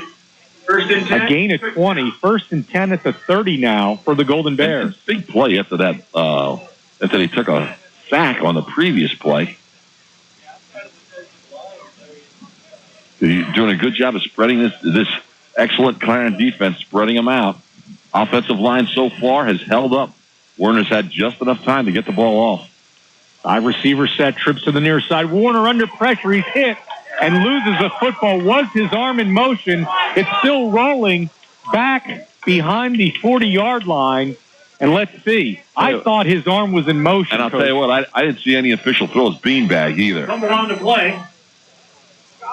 They still haven't decided possession. It was obviously a mad scramble for the ball. It looked like a couple of guys had it initially, then it popped out again. Kutztown on the recovery. But they are going to call it a fumble, but KU did recover the fumble. But way back at the 44-yard line. So now you're looking at a second down and 24 yards. Second and 24. 3 minutes to go in the half. Very careful here in these next couple plays. Don't try to get it all at once. Double wing. Wortham the sole setback. Warner dropping back. Warner fires, completes it out on the far side inside the 40, and the receiver spun out of bounds. We'll see who that is on the reception over there. On the far side of the field from us, it looks like Kelly again. And I can't tell, is he banged up, Coach? I think he may be. Looks like Tony's just down on a knee on the sideline over there. 3rd and 19. And someone's down on the far side. Kelly did make the reception, and it's 3rd and 19 from the Clarion 39-yard line. 2:10 to go in the half. Trips to the near side, 1 receiver to the far side. Warner out of the shotgun. Warner dropping back, being pressured. Warner gets it away to his safety valve and spinning down inside the 30 and down to the 26-yard line was Curtis Wortham. And the Golden Bears are going to have a 4th down situation here. But that gain here to Wortham is a big play because they're obviously not going to try a field goal, right? But it puts them in a makeable 4th down situation here. And if they don't make it, it's not a short field for the Golden Eagles. So that was a big play. Werner just quickly tossed that ball about 5 yards in front of him to Wortham, and Wortham did the rest on his own. But that's a big play. Gives you an opportunity because they didn't get better. If Wortham didn't get that extra yardage after the catch, they definitely would have had a punt. Now they at least have an opportunity here. KU's going to run the clock down to 1:11 and take a timeout with 1 second left on the play clock. And that's their first charge timeout for KU. The situation is going to be 4th and 6 at the Clarion 26-yard line, 1:11 to go in the half. It's 12-7 Kutztown. And, Coach, going back to that last play, Warner clearly felt the pressure and made a quick decision, made the right decision there, and now you have a makeable 4th down situation. Yeah, I think he's been instructed. There'll be times, I think, where Kevin Morton in previous years would tuck that ball down and run, and I know they didn't want him to do too much running, and I don't know if they've been instructing Werner to do the same things, but he could have tucked that in and ran too, but he made the better decision to get it to Wortham, who is a very good wide receiver. He's got excellent hands. And like I said, it puts him in a doable situation here for 4th down. So we'll see now what play the Golden Bears have a lot of confidence in, where they can pick up 6 yards. Yeah, Warner 17 of 20 for 166 yards and a touchdown, and he spread the ball around to 6 different receivers. Here we go. Trips to the near side, 1 receiver to the far side. Working out of the shotgun with Scott in the backfield. Warner fires, completes it on the far side, on the near side, to Tony's. Tony's has the first down to the 13-yard line. The clock will stop at 1:05 as they move the chains. And, Tony's just the guy that I don't know if people really talked about much during the preseason. And I think he's been a very, very pleasant surprise here in the first half. First and 10 from the 14. Double wing. Werner with time. Now being pressure, rolls, throws it, and it's in and out of the hands of Tony's down at the 6-yard line. That was a catchable ball, and I don't know if he would have been able to catch that and stay in bounds there, Matt. That would have been tough. But I do like the fact that he threw that ball to the sideline. That ball was not going to be intercepted. And he was in the grasp of a defensive lineman, so it was a tough throw. But there was nobody going to catch that ball out there in the sideline except for Tony's. So, again, this guy's making quality decisions early on in his college career. Alec Werner. Second and 10 from the 14-yard line. Double wing. Scott in the backfield. Werner with time. Throws it out, completes it to Tony on the near side. Tony takes it down inside the 10 and is chased out of bounds at the 6-yard line. Pass is complete. Third and short. The 6-yard line. Tremendous here for Kutztown. If they could punch this in and not leave much time on the clock for Kutztown. For Clarion. And I'm sure that's also something that's going through Coach Fulmer's mind. But you got to do first things first. You need that 6 points. Third down and 2 at the 6-yard line. 42 seconds left in the half. 5 receivers now for Alec Werner. And that'll be another timeout. That's their second. Both teams with 1 timeout remaining here in the first half. I like, though, how you get it to the line of scrimmage. You check what formation that Clarion defense is in. Fans, coming up at halftime, it's the return of the Gold Rush Report. We will have an update on Kutztown University athletics. Our guest this week will be Kutztown University head softball coach Judy Laws. And since we left you last football season, in case you weren't following, the Golden Bears softball team advanced to the national championship game last year. Had an incredible run, won the region for the NCAA, won the Pennsylvania State Athletic Conference championship, and you'll hear from Coach Laws about that spectacular run. And Steve Degler has her on at halftime. And we'll go back a couple years for those of you who've followed Kutztown University football over the years. Former KU football coach George Baldwin, the winningest coach in school history, did pass away. We did an interview with him back in 2010. He will be featured at halftime. There will be a memorial service for Coach Baldwin before the home opener. 3rd and 2, and the pass is complete down inside the 1-yard line to Tony's. Tony's just short of that goal line. It'll be 1st and goal, 32 seconds to go. Kutztown with 1 timeout as they move the chains. 1st and goal. As soon as the change is set, though, the clock will be cranked by the referee. He's saying right now the ball is not set. Checking with one of his fellow officials. It's a little bit of a break here.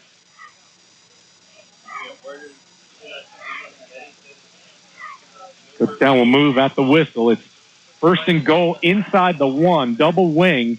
Wortham the sole setback. And we get a crank now from the referee. Clock's moving at 28 seconds. Warner kills it as he throws the ball into the ground. For a second there, I thought he might try to sneak it and then call the timeout, Coach. But it's a good idea to save that timeout. It's 27 seconds to go. I thought it looked like he was going to fake the quick throw down on the ground and just tuck it in and go. 2nd down and goal. The ball inside the 1-yard line. Good clock management here by Drew Fulmer, too. Tight formation, backs in the eye. It's Warner on the sneak. Warner, no signal yet. They're going to spot it. He's not in, and the Golden Bears have to burn their final timeout. Wow. Trying to see where they're spotting that ball, how they could see where that ball was and that massive humanity at the goal line there.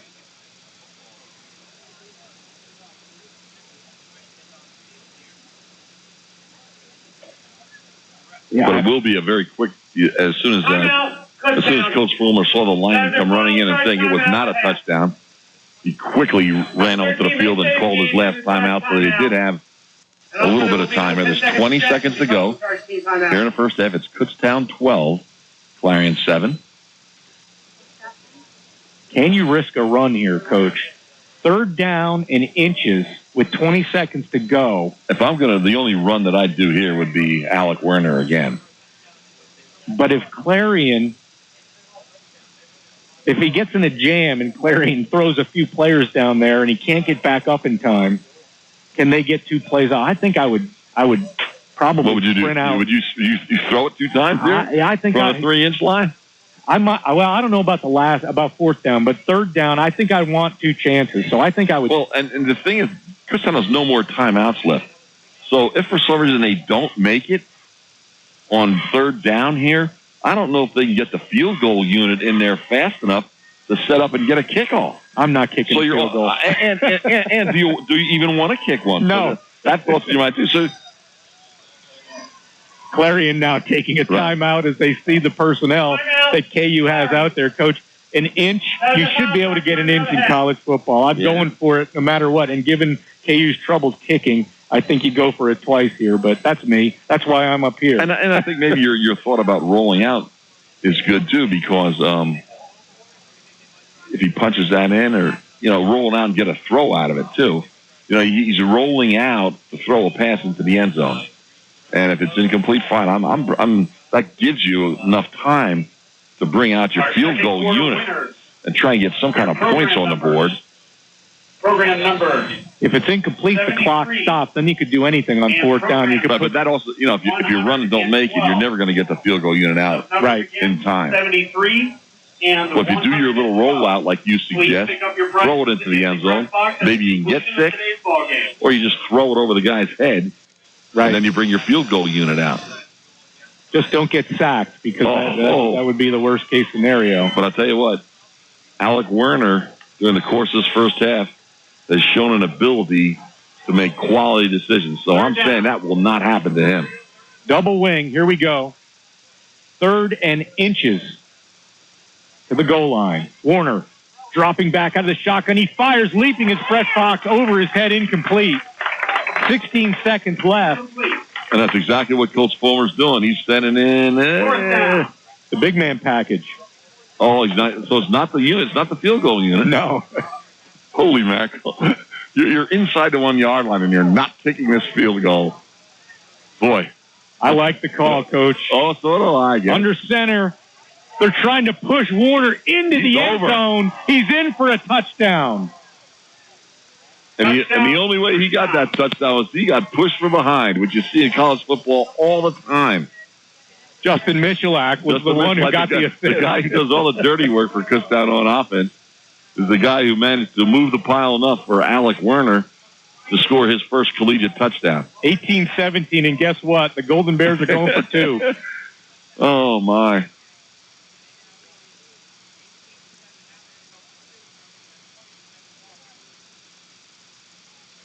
And out of all that chaos here towards the end of the half, I think Coach Fulmer got exactly what he wanted. He got the 6 points, and there's only 12 seconds left on the clock. Obviously, a lot of that's going to get eaten up on the kickoff.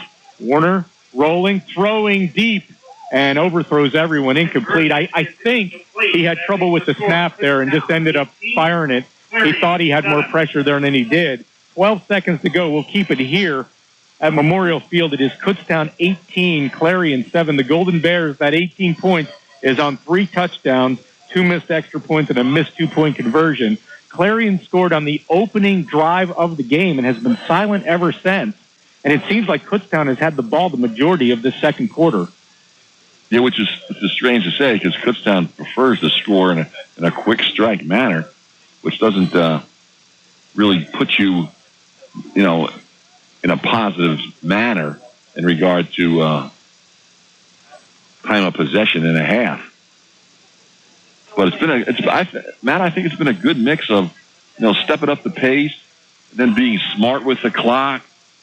I'll tell you what, I'm impressed with Alec Werner. I think Drew Fulmer's doing a great job here of orchestrating his first game. The Clarion scored the first TD in the game, and you thought, oh boy, here, are we going to get down on ourselves because our opponent scored the first TD, or are we going to fight back? And we did nothing but fight back. And Kutztown has themselves an 11-point lead, 18-7. 12 seconds left to go in the half.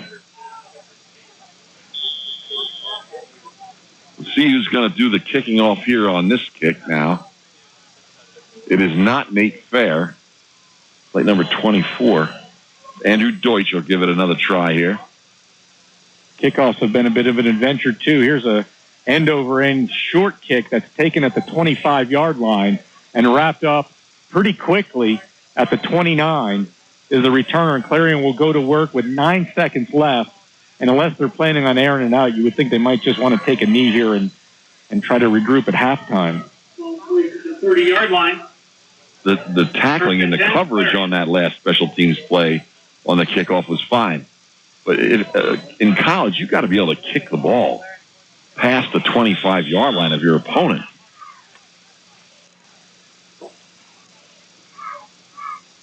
Well, the KU coaches might be scouring campus this week, Coach, or maybe seeing who else they have out there who might be. We don't have men's soccer at the school anymore, but that'd be the first place I'd check. Maybe check the soccer club. Rugby, yeah, good point. Okay. Fiskus is going to pass it. He completes it out on the far side, and running for a first down is John Reed, who takes it out of bounds up at the 44-yard line. 2 seconds left on the clock. Maybe time for one more snap. Let's see if Clarion takes it for a first down at the Clarion 44. Will get off another play here. They will. And Kutztown tried to keep the receiver in bounds, but the Clarion receiver did a good job of making sure he got out of bounds, which enabled them to enable Fiskus to get another play. This will be the last play of the first half. Fiskus back, being pressured. He's going to run with it up over midfield, and he's wrapped up by Sam Dixon-Dugan at the Kutztown 48, and that will do it for the first half of play. That is the end of the first half. It's Kutztown 18 Kutztown and 18, Clarion 7. Clarion 7. Very interesting first half. Here, the first game of the 2013 season. That is the end of the first half.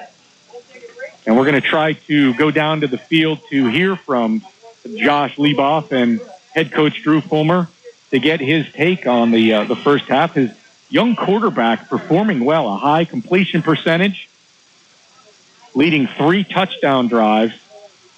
And I'm sure Coach Fulmer will be happy about that. So let's send it down to Josh Leboff. Josh, all right, Coach Fulmer. Freshman quarterback out there, started a little slow. Second quarter, really got it going. Tell me about your thoughts on how he did. Well, as you mentioned, I think he started a little slow. I'm sure there's some pregame, nervous jitters out there.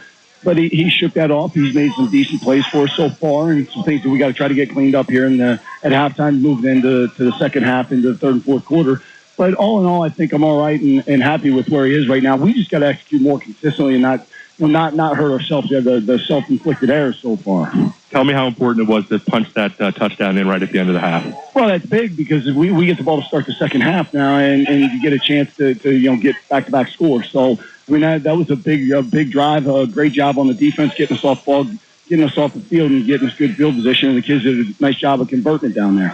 You mentioned the defense, gave up the touchdown on the first drive. After that, nothing on the board for the rest of the half of the defense. Tell me about them. Well, they've been huge so far, and we're going to need to lean on them as we thought. And I'm sure same thing. There was some jitters there, opening game, but they seem to settle in. We just need to make sure that we tackle well in space and continue to get off the field in third down. All right, Coach, good. Best of luck in the second half. Back up to you guys. All right, thank you, Josh.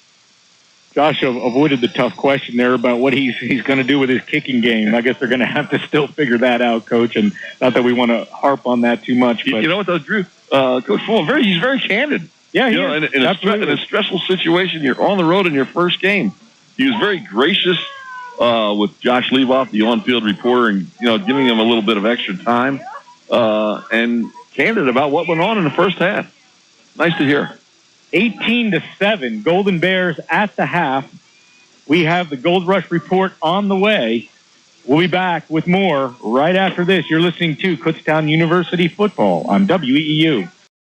We are back at Memorial Stadium in Clarion, Pennsylvania. Matt Santos here along with Steve Hahn. We're at the half. The Kutztown University Golden Bears lead the Clarion University Golden Eagles by a score of 18-7. Let's take a look at some first half stats. First downs in favor of Kutztown, 13-7. Kutztown had just 20 rushing yards on 15 carries. Clarion 18 for 39. Passing yards, 191 for Kutztown, 100 for the Golden Eagles. Kutztown, 171 total yards on 41 plays. Clarion, 139 on 28 plays. Penalties, Kutztown 1 for 10, Clarion 4 for 19. Possession time in favor of the Golden Bears, 16:09 to 13:51. Third down conversions, KU was 3 of 7. Clarion 3 of 7. Fourth down, the Golden Bears 2 of 2. Clarion 1 of 2. In the red zone, Kutztown 3 chances and 3 scores. Clarion 1 of 1. Individually, let's first look at the Golden Eagles rushing. The quarterback, Ben Fiskus, 8 carries, 22 yards. Bobby Thomas out of Exeter High School, 9 carries for 15 yards. Through the air, Fiskus, 8 of 10, 100 yards and 1 touchdown along the 24. He was sacked twice. Receiving, John Reed, 2 catches for 23 yards. Mike Dietrich, the tight end, 2 for 20 and a touchdown. Punting, Nate Conway, 1 for 36. And leading the way, tackling, Corey McNamara, 7 tackles. Julian Hoser with 5. For the Golden Bears, Curtis Wortham on the ground, 10 carries for 2 yards and a touchdown. Alec Warner, 5 carries for negative 22 yards and a touchdown. He was sacked 3 times. Through the air, Warner, 20 of 25, 191 yards and a touchdown along a 25.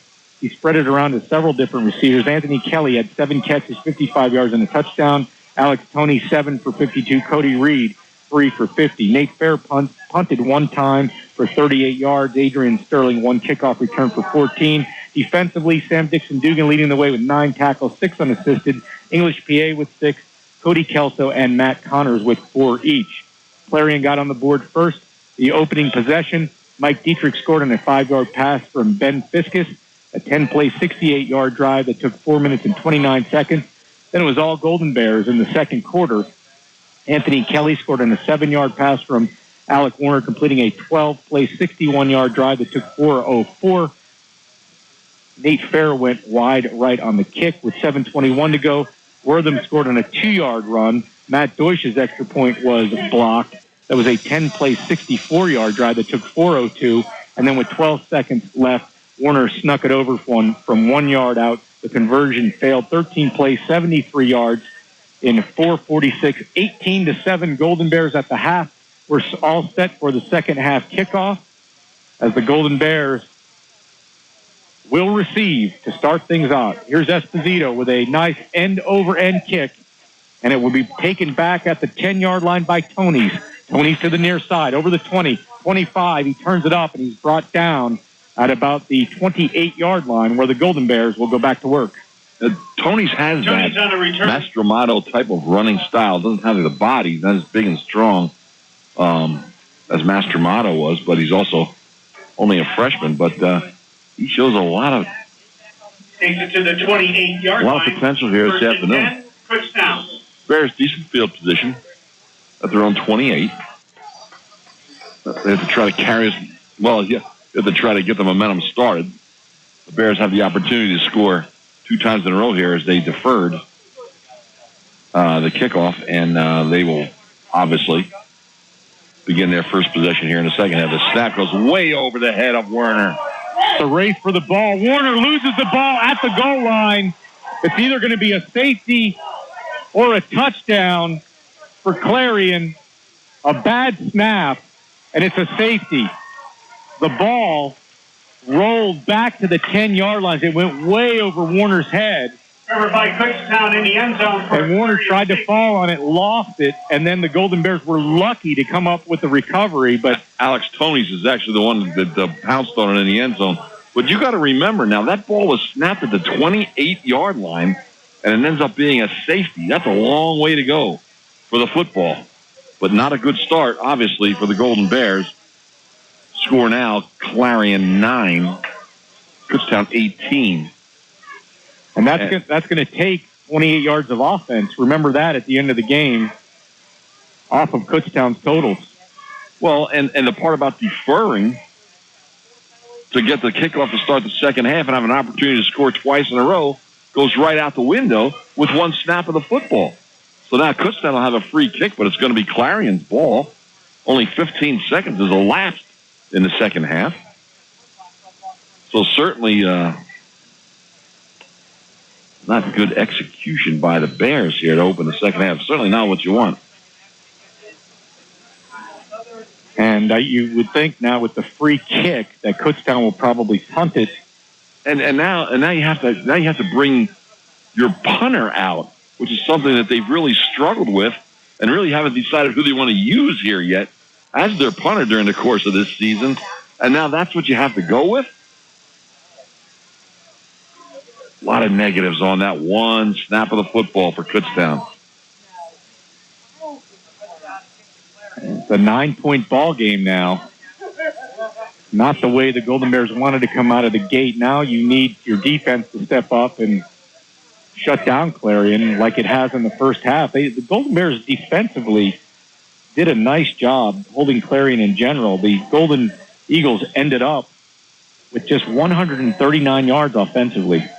In the PSAC, that's tremendous. With the emphasis on offenses that there is in the PSAC, holding the team to 139 yards they elected to kick the ball off, punt it. That's fair.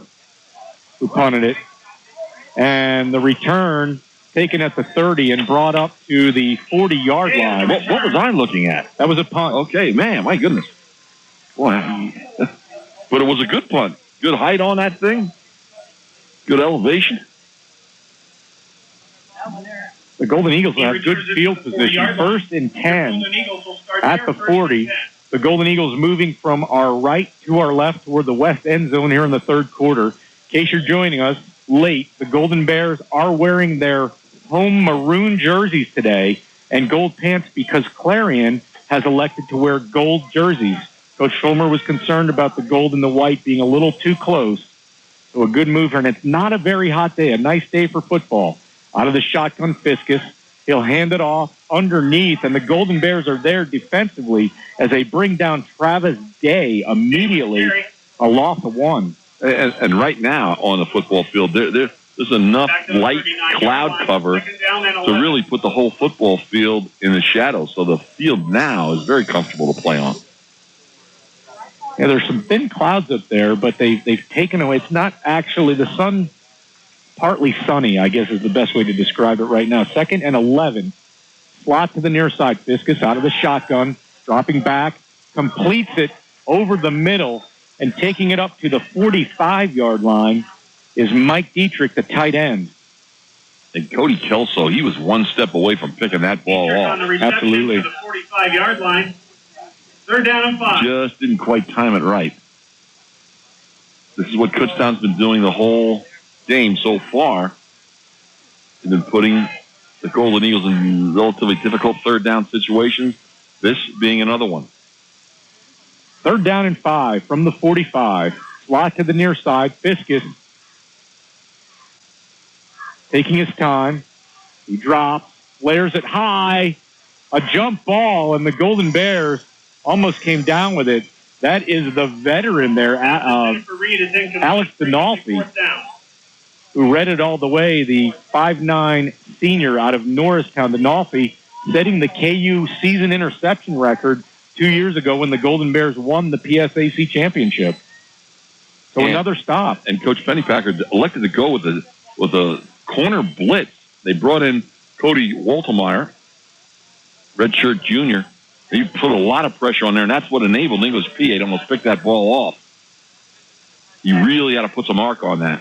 So the Golden Bears, again, very well executed on 3rd down. And then over-end punt.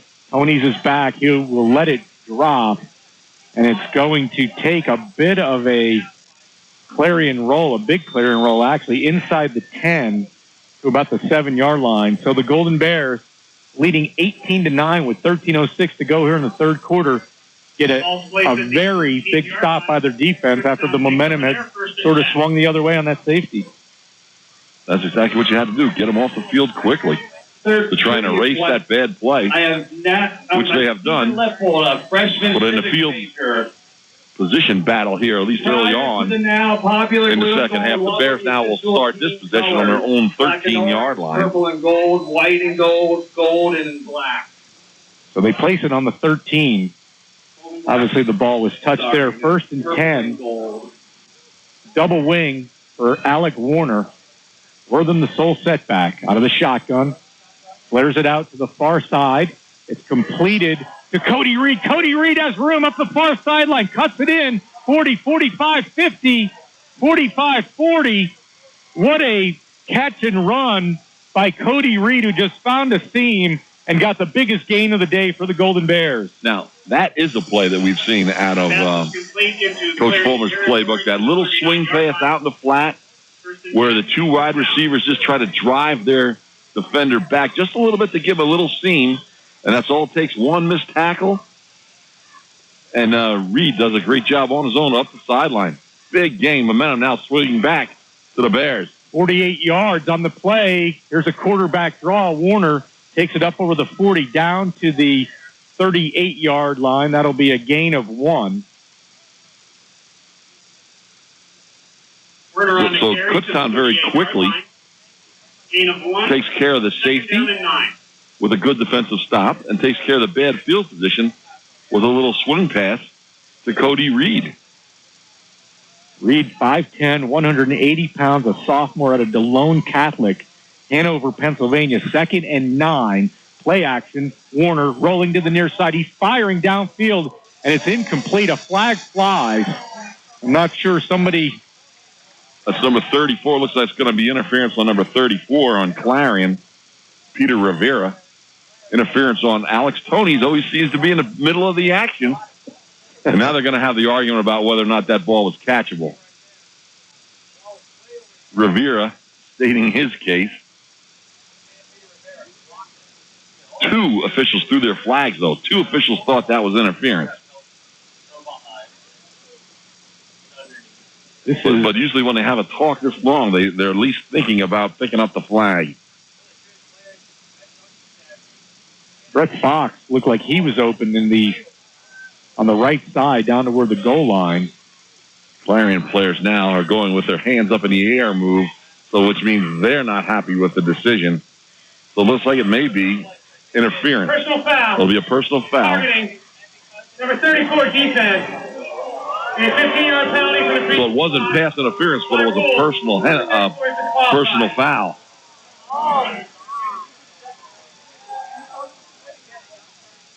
So the end result is the same. It will be a 15-yard penalty on the Golden Eagles. Automatic first down. And it was a high hit. It wasn't catchable. So they probably agreed that it wasn't catchable, but he did make contact above the shoulder pads with Alex Toney's, who bounced right up and didn't even worry about it. You know, these two teams have had an interesting history. We talked about the series going back to 1941 and Clarion leading the series 6-6 each way since 1998. These two teams, as was mentioned at halftime, did meet in the 1980 PSAC championship game, with Clarion winning 17-14 or 15-14. And that was the first PSAC title game till one was just won a couple years ago. Yeah, they met by Coach Monica's team. Yeah, they met in back-to-back weeks. Clarion won the season finale 17-14, then won out here 15-14 in the PSAC championship under the late George Baldwin. And we'll remember the longest game in KU history was played here as well, a 4 overtime game. Penalty balls placed at the 23-yard line. That was back in 2005, a 29-23 Clarion win right here. Remember that game, Coach? 4 overtimes. I sure do. Everything happened in that game. But I'll tell you what, and it was an exciting game, certainly. Now back to action. 1st and 10, Golden Bears at the 23, threatening again. Double wing, Warner with Wortham in the backfield. There's a handoff to Wortham, and Wortham, who struggled today, just finding running room, takes it back close to the line of scrimmage. Wortham with the carry.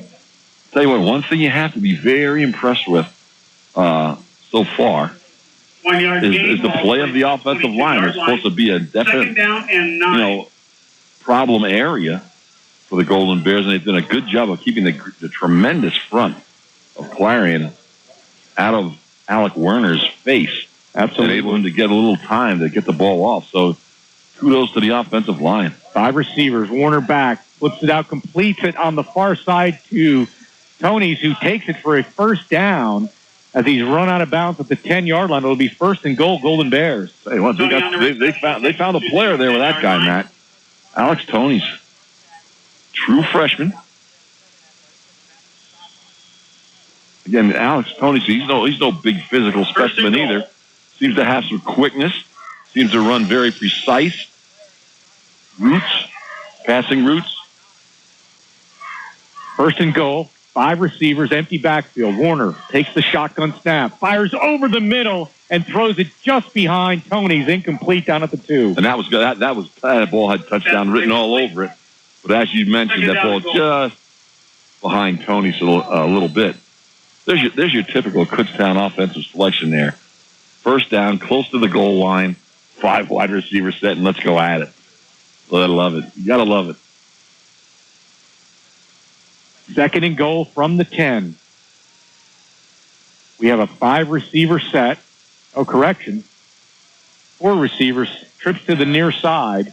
Wortham the sole setback. Wortham takes the handoff, takes it into the pile, and drives it down to the 7-yard line. So we're going to have a 3rd and goal. Wortham on the carry.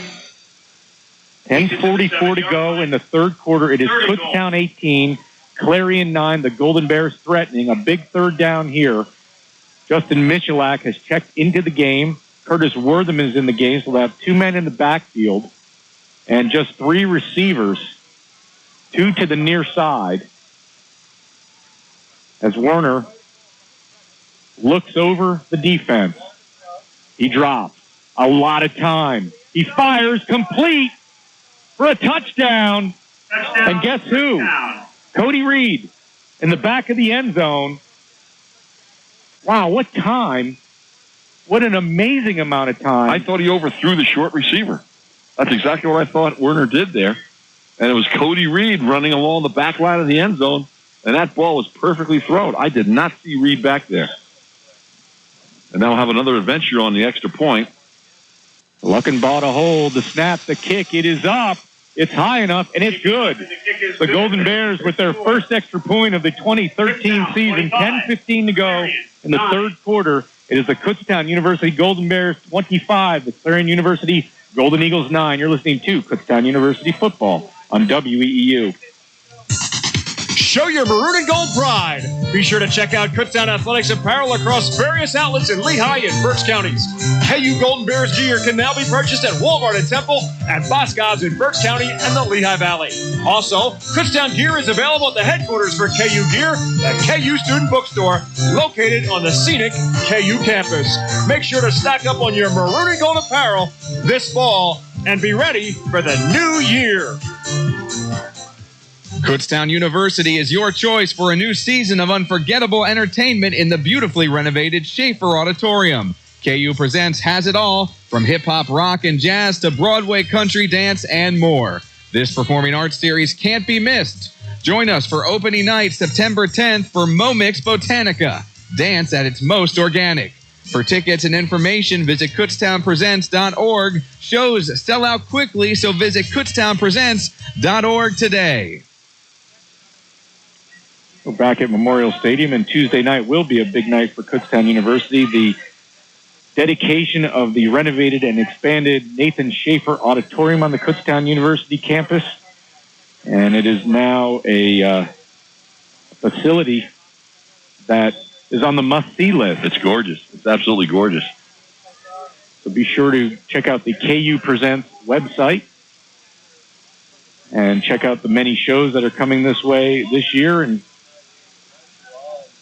everything starts Tuesday night. The Golden Bears, 25-9 leaders. Here's a kickoff that goes back to the corner at the 2, and bringing it out for the Golden Eagles is Travis Day, who returns it up near the 20-yard line, and that's where the Golden Eagles will go back to work. I think the Golden Eagles and the crowd are a little bit stunned here, Coach. And I'd like to make another point there. Nate Fair came in on an extra point, and he put it right down the middle of the goalpost, but he kicked it a mile. He kicked that extra point a mile. I just think he wanted to show people that, you know what, I can do this. I'm so much better than I've shown so far in this game. And then he backs it up with having a kickoff that goes to the 2-yard line.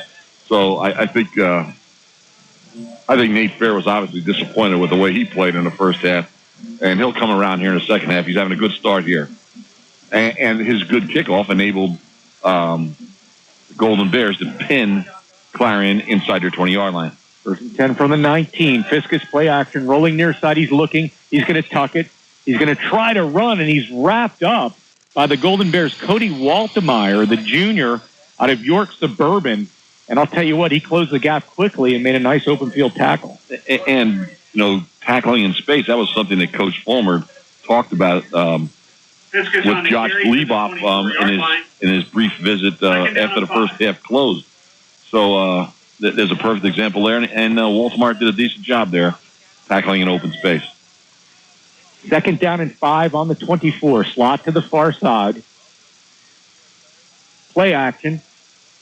Fiskus near side. 1st down and more as he throws a stiff arm and brings it up to the 35-yard line. You almost get the sense that Fiskus is saying to himself, I'm not going to rely on any of my teammates anymore to get this offense rolling. I'm just going to do it myself. I made a great play fake on the previous play. Got around the corner easily for a 1st down for the Golden Eagles. 1st and 10 at the 35. 9:13 to go in the third. 25-9 Golden Bears. Still a lot of time left. Fiskus out of the shotgun. He's being pressured. He takes it up the middle, and he's tackled at the 36-yard line. A gain of about 1 yard. That's Eric Condren. Had him by the ankles. Fiskus with a carry to the 36-yard line. 2nd down and 9. The Fiskus now is trying to do it all offensively by himself here. Clarion going back to now using a huddle between plays, as they did in the first half, then changed as the half moved by. 2nd and 9 from the 36. Slot to the far side. Play action and sacked. The Golden Bears all over Fiskus defensively. The first one there was Zach Greenwald out of Paulsboro High School in New Jersey. Greenwald having another, he's been tremendous at his depth. He's constantly, he may not be getting credited with a lot of tackles, but he's changed the course of some passes. Maybe the Fiskus had to change his angle of his passes, and he's really put pressure on Fiskus in the backfield. So Zach Greenwald doing a great job. And he has good foot speed for a defensive end, Greenwald. 3rd and 14 from the 31-yard line, and a flag flies. There's no time left on the play clock. I imagine this is going to be a delayed game. Absolutely. So make it 3rd and 19, Coach, and Clarion has been sloppy in the penalty category. You know, with the hurry-up huddle, with the no huddles and the hurry-up offense in college football, you rarely see a delay of game penalty. But this happens to be a series where Clarion is using a huddle, and it may have taken a little bit longer for the play to get in from the sideline and get themselves organized. But now it's 3rd and 19 for the Golden Eagles. Long way to go. Out of the shotgun, Fiskus, he's thrown deep down the near sideline, and it's out of bounds, incomplete. No chance for the intended receiver, number 8, John Reed. Now, very, very late flag there by the field judge. Flag on a play.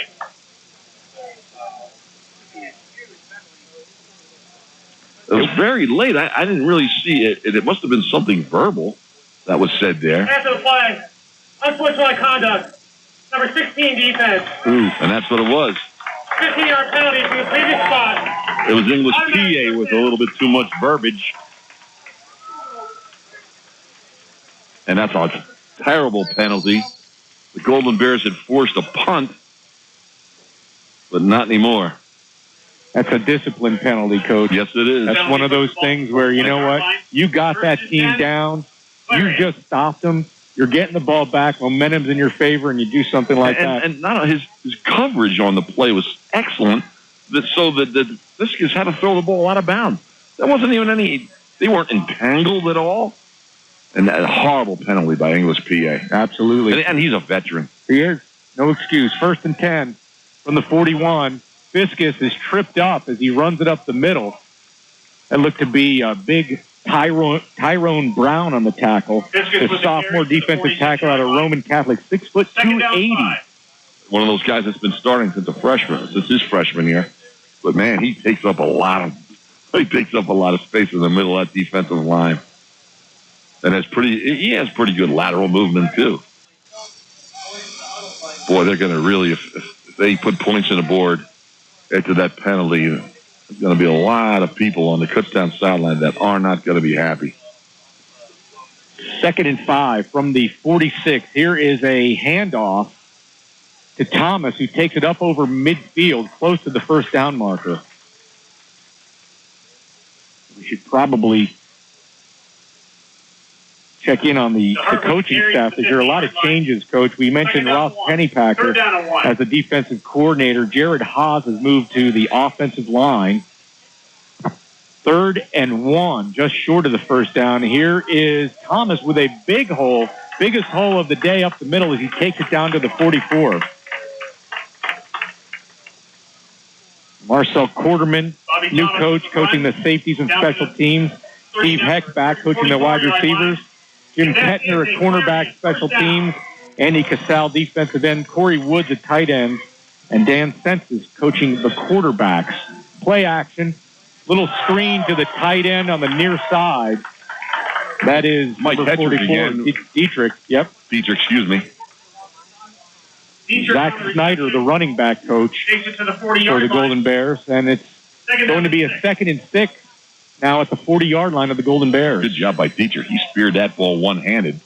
He's doing a good job of kind of silencing Dietrich since the early part of the first quarter. Fiskus throws immediately over the middle. Dietrich knocks down a defender. It was Kelso who tried to tackle him. Dietrich stayed on his feet and took it down to the 26-yard line. I think Dietrich's hurt. Tell you what, Dietrich delivered a heck of a blow to Kelso on that play. And he is down. But he stayed on his feet after the hit and rumbled for about 4 more yards. 5:31 to go here in the third quarter. It is Kutztown 25, Clarion 9. And the only reason that Clarion is driving the ball right now is because of a big mistake by the Golden Bears. On a 3rd and 19, an uncatchable ball on the near sideline, English PA was called for unsportsmanlike conduct. And the drive stayed alive, and Clarion, with a lot of time left, still 20 minutes and 31 seconds left in this ball game against a young Golden Bear team. You just don't want Clarion to catch fire. Glad to see Mike Dietrich is up and walking off the field under his own power. Big, strong kid, 6'4", 245. When you tackle him, you know it. Cody Kelso, I think they should have checked Cody Kelso to see if he was okay, too. But he got right up, and he's got his hands on his hips in the defensive backfield, and he's ready to go. He's 5'10", 180. Woo. He's not supposed to win that battle, is he? Yeah. Another accurate throw by Fiskus, though. 1st and 10 at the Golden Bears 27-yard line. Then Clarion back to their more methodical pace in the game. Trips to the far side. Now man in motion to the near side. Fiskus rolling, being pressured by Waltemeyer. Throws it. And let's see, it's brought in. Was he in bounds down at the 14-yard line? Yes, they're saying he was. The receiver, number 2, Caleb Mancini, the junior, out of Beaver Falls. Yeah, they brought Waltemeyer off the right corner again, and Chase Fiskus, Waltemeyer has real good speed. Chase flushed Ficus right out. Fiskus, excuse me.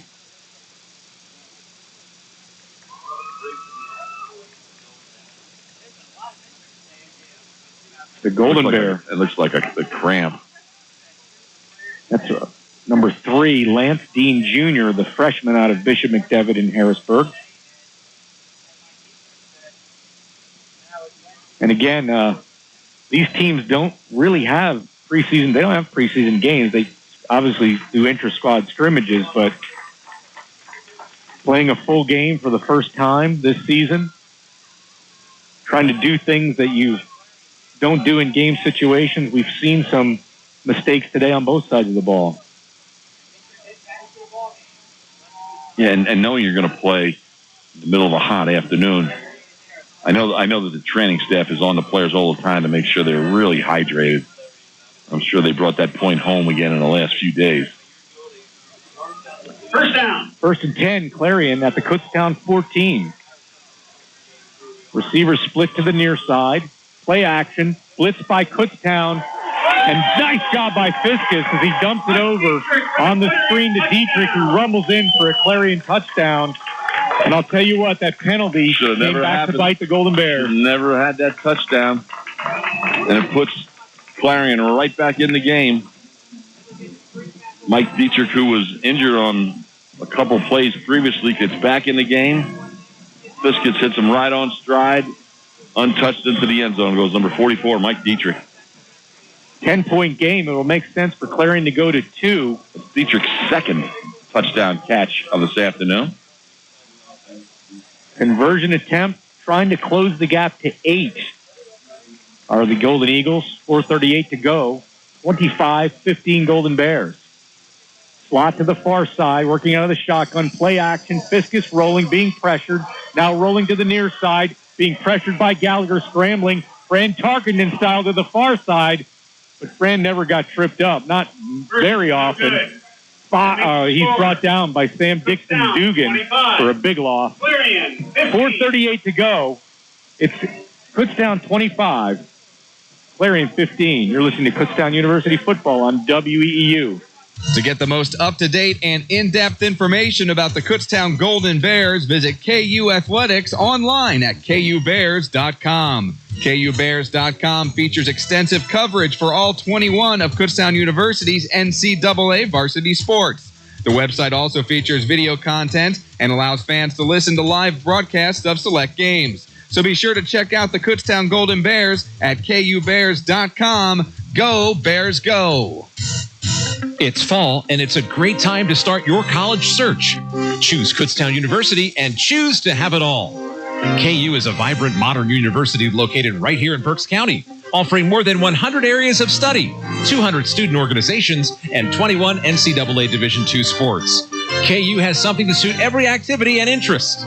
Don't miss their fall open houses or schedule a tour with your family. To register, go to visit.kutztown.edu today. That's visit.kutztown.edu.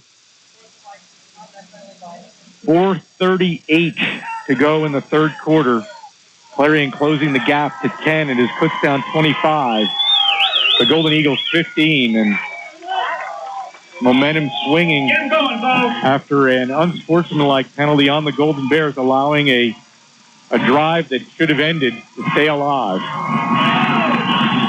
Clarion going in for the score. Here's an end-over-end kick. It will be taken at the 10-yard line by Sterling. Sterling spins at the 20, still on his feet at the 25, and he's brought down at the 27-yard line where the Golden Bear offense will go back to work. Sterling on the First time we've seen Sterling this afternoon. Veteran kick returner. Takes it to the running back. 27-yard line. 1st and 10.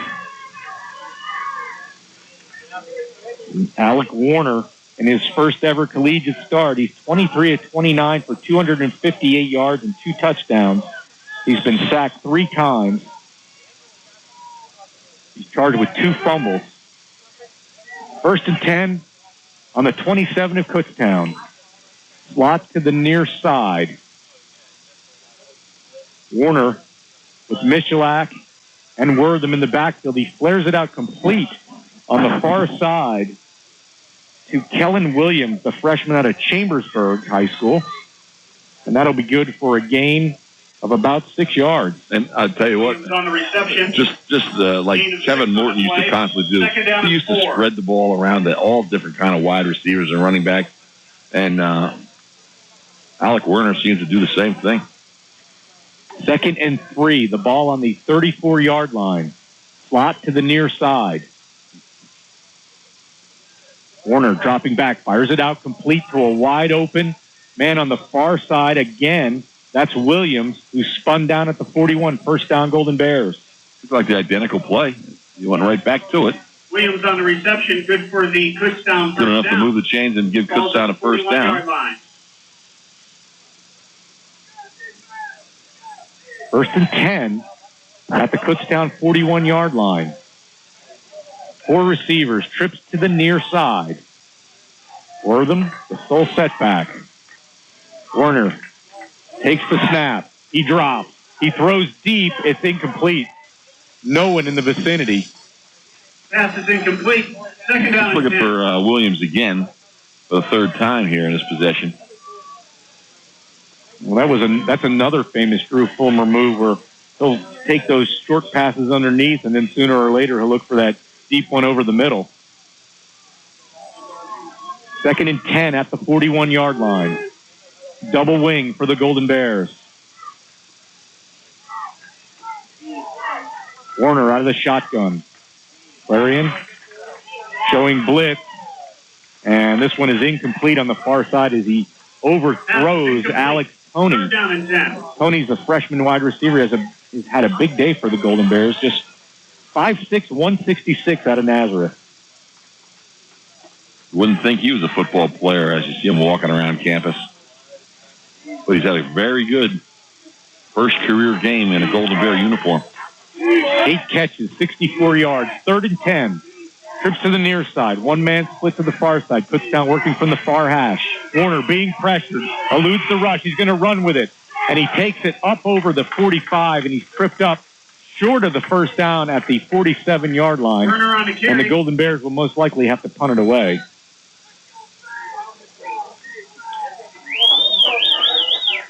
Here comes the punting unit. It looks like they thought about it for a second. But they will bring the punting unit on. Play clock is 40 seconds long, so you have plenty of time to make that decision.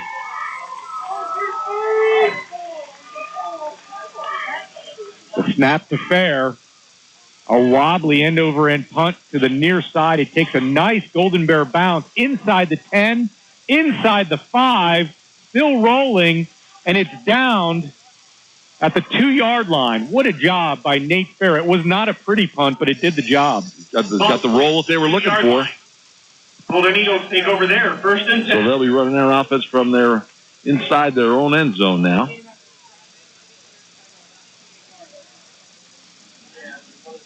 So the Golden Bears could not come back and put points on the board after the bad personal foul penalty, which enabled Clarion to put 6 points on the board. So now here's where you got to really stuff it for 3 plays and make them punt. Get yourself excellent field position. Or a turnover would be huge in this situation. First and 10 from the Clarion 2. 2:54 to go, 25-15 Kutztown in the third. Here's a handoff up the middle to Thomas, and Thomas dives into the pile for a yard. And we have another Kutztown player down here using the bottom of that pile. Thomas with the carry. Getting up slowly. The Golden Bears return to action next week at California, a 3:30 kickoff. That's California, PA. Airtime 3:15 here on WEEU with Steve Degler and Steve Hahn making the trip. The home opener set for 2 weeks from today at University Field, a 1:05 p.m. kickoff. The PFAC East opener as the Bloomsburg Huskies come to town. The Golden Bears play via second down and 9. Have their work cut out for them with 3 of the first 4 on the road. This would be number 53 who went off there. That's Matt Connors under his own power. Second and 10. I'm going to say second and 9. The ball looks to be at the 3 to me. I think he gained a yard. Fisk is still receiving a snap in his own end zone. We're rolling to the near side. He's going to tuck it. He's going to run, and he's run out of bounds at about the 8-yard line.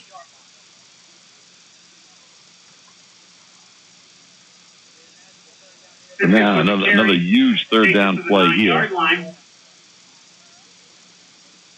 3rd and 3. Looks like they got about 3 yards to go here. Big stop here. This would be a huge stop for the defense. 3rd and 3 from the 9-yard line. Slot to the far side. Fiskus working out of the shotgun. He throws, and it looked like it was tipped and knocked down incomplete. That was Matt Connors. Knocked that ball down. Absolutely. Absolutely, Matt Connors. So big play by Connors is going to make Clarion kick from their own end zone. The punter, Nate Conway, coming in for the Golden Eagles. So they made some changes in personnel now. Alex Tonys is returning everything now for the Golden Bears. He is lined up at the Clarion 45-yard line.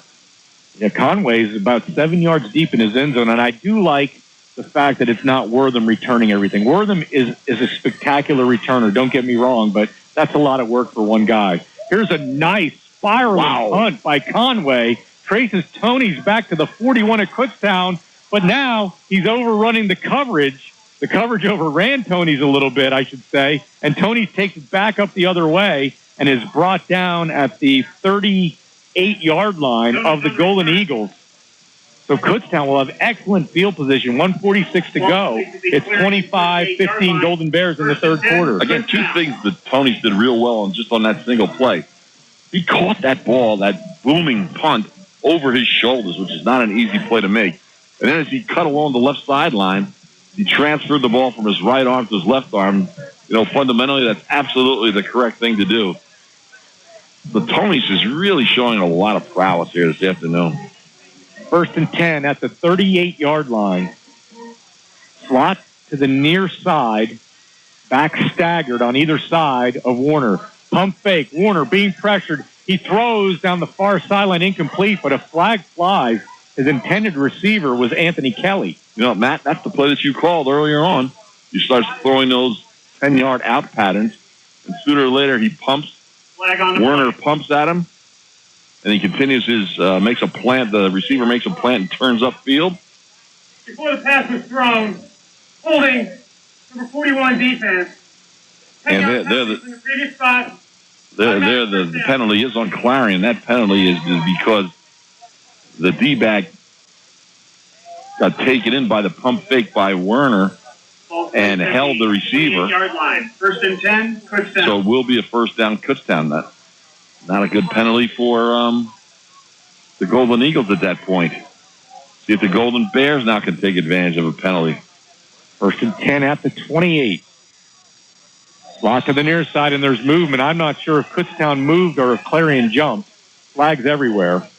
2 Golden Eagles crossing that line of scrimmage. You can't. We're a little bit too far away, Matt, to hear the hard count of Alec Werner, but he must be pretty good at it. Again, you play in that Bishop McDevitt program, you're well schooled on your position, and I'm sure he was at Bishop McDevitt. 1st and 5 at the 23-yard line of the Golden Eagles. Warner out of the shotgun, hands it off to Wortham, who takes it around the left side and is spun down after a short gain. It's been a tough day on the ground for the Golden Bears. Well, and I think they're keyed their defense to try to stop Curtis Wortham, which they've done. 2nd down and 5. And they just have a tremendous defensive line. So they are tough to run on no matter who the running back is on the opposite side of the line of scrimmage. I think you put those 2 things together and you run into a tough evening or a tough afternoon for Wortham. 13 carries for 6 yards. Flag flies. Warner being pressured, rolling around. He throws a pick down at the goal line. It's probably going to look like it's penalties in the area of a hold for Kutztown. But the ball is picked. The first really bad throw of the day by Warner. It is holding. The interception is by number 31, Kyle McReef. On the interception for the Golden Eagles. Kutztown now between turnovers and penalties here, collapsing a little bit here in the second half. There's only 55 seconds to go in the third period. Kutztown still ahead, 25-15. 2-possession game. Corey McNamara credited with the have it, 1st and 10, interception. 20-yard line. The penalty was on, they said, number 67, Jordan Morgan, who's listed as a freshman out of Elysburg, Southern Columbia High School.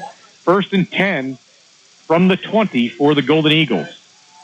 Fiskus dropping back, a lot of time, looks to dump it over the middle, and he completes it, just pulling it in off his fingertips. Was it, or is it incomplete? It looks like they're, let's see, no, it's complete. They ruled it a catch. Price on the reception. Number 28. And that is good for a Golden Eagle first down. That was number 23. That was Nico Price. Just catching that little dump pass in the middle of the field. Ball thrown with a very good touch by Fiskus. The junior out of McKeesport.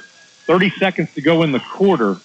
1st and 10 at the Golden Eagles 33. Kutztown spoiling an opportunity to really build a lead here on that last drive. Here's a handoff to Thomas, and Thomas goes nowhere, and both run defenses have played very well today.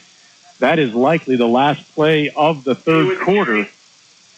Your score, the Kutztown University Golden Bears 25, the Clarion Golden Eagles 15. The end of 3 quarters, you're listening to Kutztown University football on WEEU. Into the third quarter. In addition to the online home for Kutztown University Athletics, KUBears.com, there are several ways to follow the Golden Bears through social media. Find out about KU Athletics on Twitter by following at KU Golden Bears. Become a fan on Facebook by searching for and liking Kutztown University Athletics.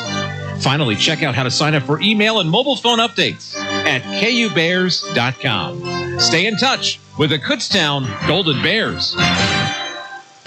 The Kutztown Golden Bears football team begins its 2013 home schedule on Saturday, September 21st, when they host division rival Bloomsburg University. General admission tickets will be available at the gate for as little as $10 each. Athletes will be honored during halftime with the Golden Bear Honors. For more information, call 610-683-4094 during business hours. And bring along your radio and tune into the game on WEEU. 2 final scores in college football. Penn State beat Eastern Michigan 45-7. On the high school gridiron, Wilson beat Harrisburg 38-21. Now back to Matt Santos and Steve Hahn. Thank you, Paul Roberts, doing an excellent job back in the WEEU studios as our engineer today in downtown Reading. Fourth quarter underway, 25-15 Kutztown, 2nd and 10 Clarion at its own 33. Fiskus will dump it off on the far side, complete to the safety valve, who has room and is now taking it down the far sideline, 40-30, and he's knocked out of bounds at the 25-yard line. A big gainer for Travis Day. Day on the reception. Takes it into Kutztown territory.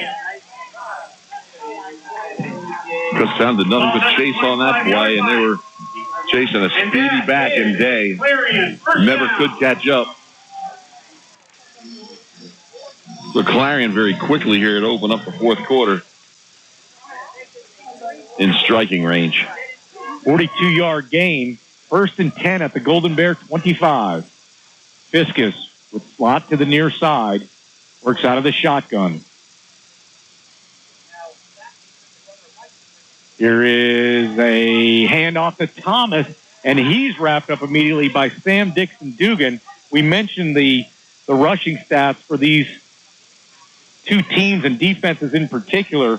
Clarion has been held to 72 yards, or 71 yards now on 29 carries. I've got Kutztown with negative 37 yards on 21 carries, and that, I think, if you add in the sacks and the snap over the quarterback's head that lost 28 yards and the tough day for Wortham, might make sense. 2nd and 11. The ball at the 26-yard line. Slot to the near side. Fiskus takes the snap out of the shotgun. Pressure. The Golden Bears sent a 3-man blitz there. And these are stunts we have not seen from this defense in years, Coach. If we have, I haven't noticed them. No, he's been more conservative defensively, but this is with a new defensive coordinator. They've done a lot of corner blitzing, I think, this afternoon. Yeah, now it's Zach Greenwald in the backfield again for Kutztown. Making Fiskus just kind of dump that ball into the middle of the field. Not particularly near anybody. But again, this is going to coming up here. We have another Kutztown player down. But there's going to be another huge third down here. It looks like Tyrone Brown, and it looks like they could be dealing with cramps with him as well, which is fairly common in the first game of the season, and as we're still in the summer season, and a lot of these guys have not played a full 60 minutes of football in a long time. Brown is up on his feet and is going to be able to walk out off under his own power, although he's limping. Very gingerly, that's for sure. Clarion going to the line of scrimmage ready to play, but Brown is certainly not even near being off the field, walking very slowly. He can't put any weight on that one leg. We have a big third down and 11 here. The ball at the 26-yard line of the Golden Bears. Kutztown leading by 10, 25-15 with 13:40 to go. The 2013 season opener, the debut of new Kutztown University football head coach Drew Fulmer, replacing his former boss, Raymond Monica, who had a great career with Kutztown. Here we go, 3rd and 11. Slot to the far side. Fiskus, play action. He's rolling. He fires incomplete as he just basically threw it away, and a flag flies on the near sideline. Flag on the play. Now, if that's going to be another personal foul on Kutztown, that's going to be another horrible penalty. Again, they did a great job defensively of forcing Fiskus to throw that ball out of bounds. There's nobody open up the field, and it's going to be another. Against Zach Greenwald, personal foul, roughing the passer. And again, no reason whatsoever for that, Coach. He had nowhere to go with the ball. And a drive, again, is kept alive by a very bad mistake by the Golden Bears. Again, just a discipline mistake. And Fiskus, he was only one step away from the sideline. There's no way he could possibly throw that ball accurately to anybody. No. Moving as fast as he was right next to the sideline like that. But it's an automatic first down, Clarion. 1st and 10 at the Golden Bear 13. 4 receivers, trips to the near side. Fiskus hands it off to he fakes it, and he's going to take it around the far side, and he's chased out of bounds down inside the 5 at about the 2. And I hate to say it, Coach, Kutztown could have put this game away on that last drive. Maybe he could have put the game away if they did not have some of these penalties. But right now we're looking at a situation where Clarion is clawing back into this thing and is going to send this thing down to the wire if Kutztown can't make a stop. Yeah, it's a shame to have the game come down to that. And you're right. The 2 penalties that are costing them dearly here now are both discipline penalties. All right, 1st and goal at the 2-yard line. Here is a handoff up the middle, and he's in. Let's see where they mark it. Price with the carry. I don't think he made it. I didn't see any signal either. The crowd wanted touchdown, but I don't think he made it. That was number. Fiskus brings him right back to the line of scrimmage. Quarterback sneak. And he's in this time. There's the signal. As Fiskus takes it up the middle. And Clarion is back in this ball game. It's 25-21 with the extra point to come. And again, down by 4. In this case, you're probably just going to kick the extra point. So a quick snap after the running back, Nico Price, came up just short. The extra point is up. It's good. Kick is good. That makes the score. And it's nail-biting time. 12:43 to go in the 4th quarter. It's Kutztown 25. Let's hear it, Eagle Eye. Clarion 22. You're listening to Kutztown University football on WEEU. Community college students, what's your next step after graduation? Choose Kutztown University and choose to have it all. KU is a vibrant university offering more than 100 areas of study, tons of student organizations, and 21 NCAA Division II sports. They have something for every activity and interest.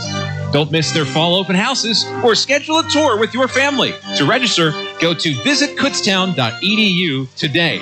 That's visitkutztown.edu. Attention all Kutztown University alumni. Come celebrate Homecoming 2013 on Saturday, October 26th at KU. Festivities start at 9:30 a.m. and include a lacrosse alumni game, the Fan Fest located on the DMZ, the alumni tailgate, and alumni fifth quarter party. For additional information, please visit givetoku.org. Again, that's givetoku.org. Homecoming 2013. Come celebrate. Come home to KU. 12:43 to go in the fourth quarter. It's Clarion scoring 2 unanswered touchdowns. It's now Kutztown 25 and the Golden Eagles 22. Here is the kickoff. And this will be Sterling back at the 5-yard line, up over the 15, 20, 25, 30, and he's tripped up. Shoelace tackle at the 37-yard line, and the Golden Bears will have decent field position to go back to work. Connor McCreary just got an ankle on him, knocking him off balance, but good return by Sterling. Takes it to the 37-yard line. Decent field position to start now for the Golden Bears. Bears now being outscored in the second half 15-7. They need some kind of points on the board. Well, the running game's been non-existent, so it's going to fall on the shoulders of the freshman quarterback, Alec Warner. 1st and 10 from the 37.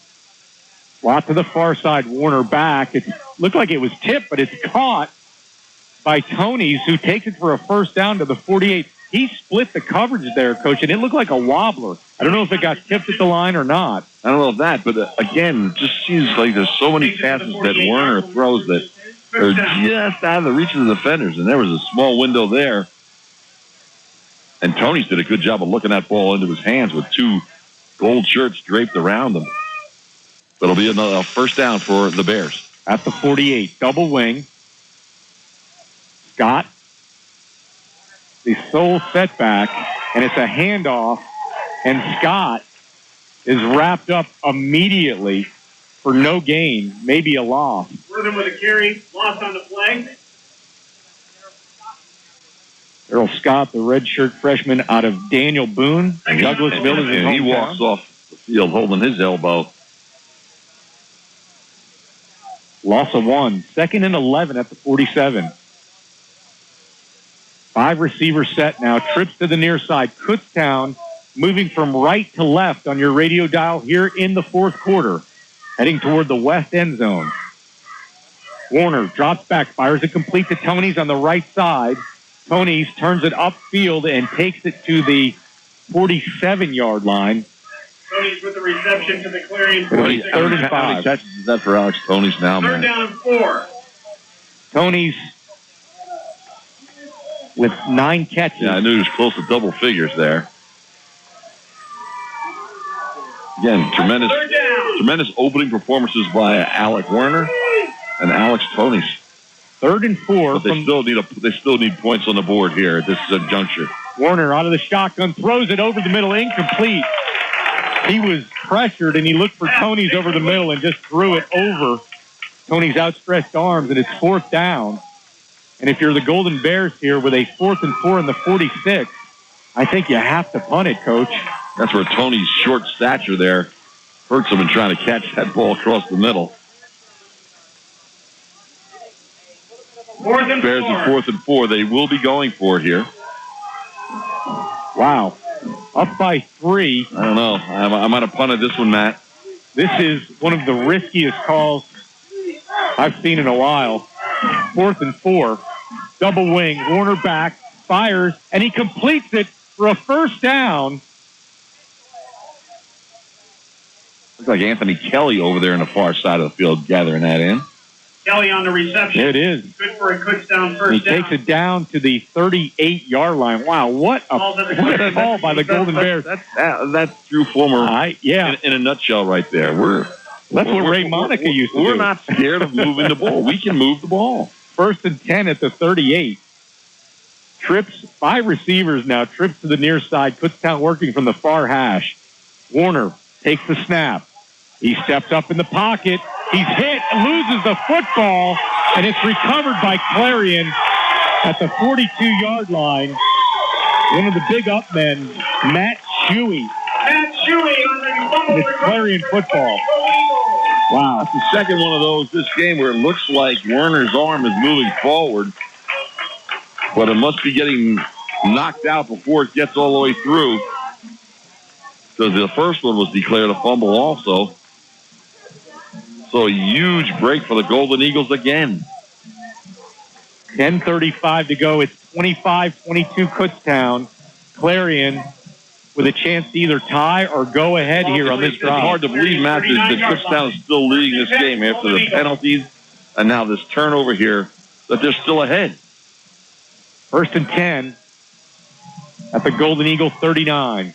Slot to the far side. Fiskus, play action, rolling near side. And he flares it, throws it away out of bounds. Just some numbers here. Warner is 27 of 37 for 290 yards and 2 touchdowns. Receiving-wise, Tony's now 10 catches for 82 yards. Reed, 5 for 105. And Kelly, 7 for 55 for the Golden Bears. Fiskus, 15 of 21 for 205 yards and 2 touchdowns.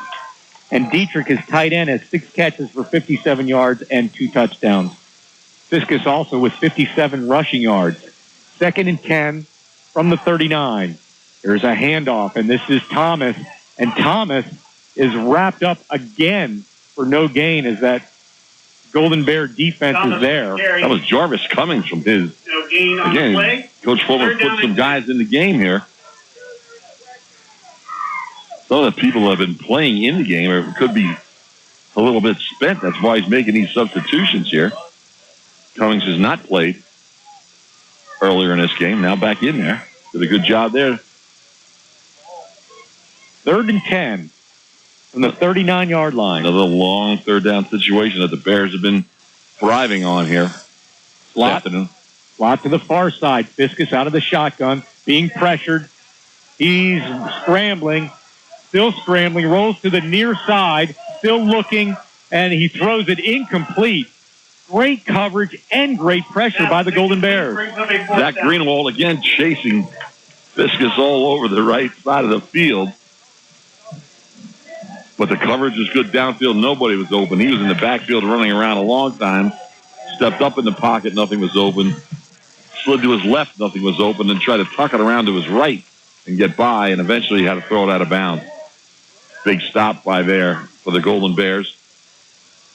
Ponies again will be doing the punt receiving.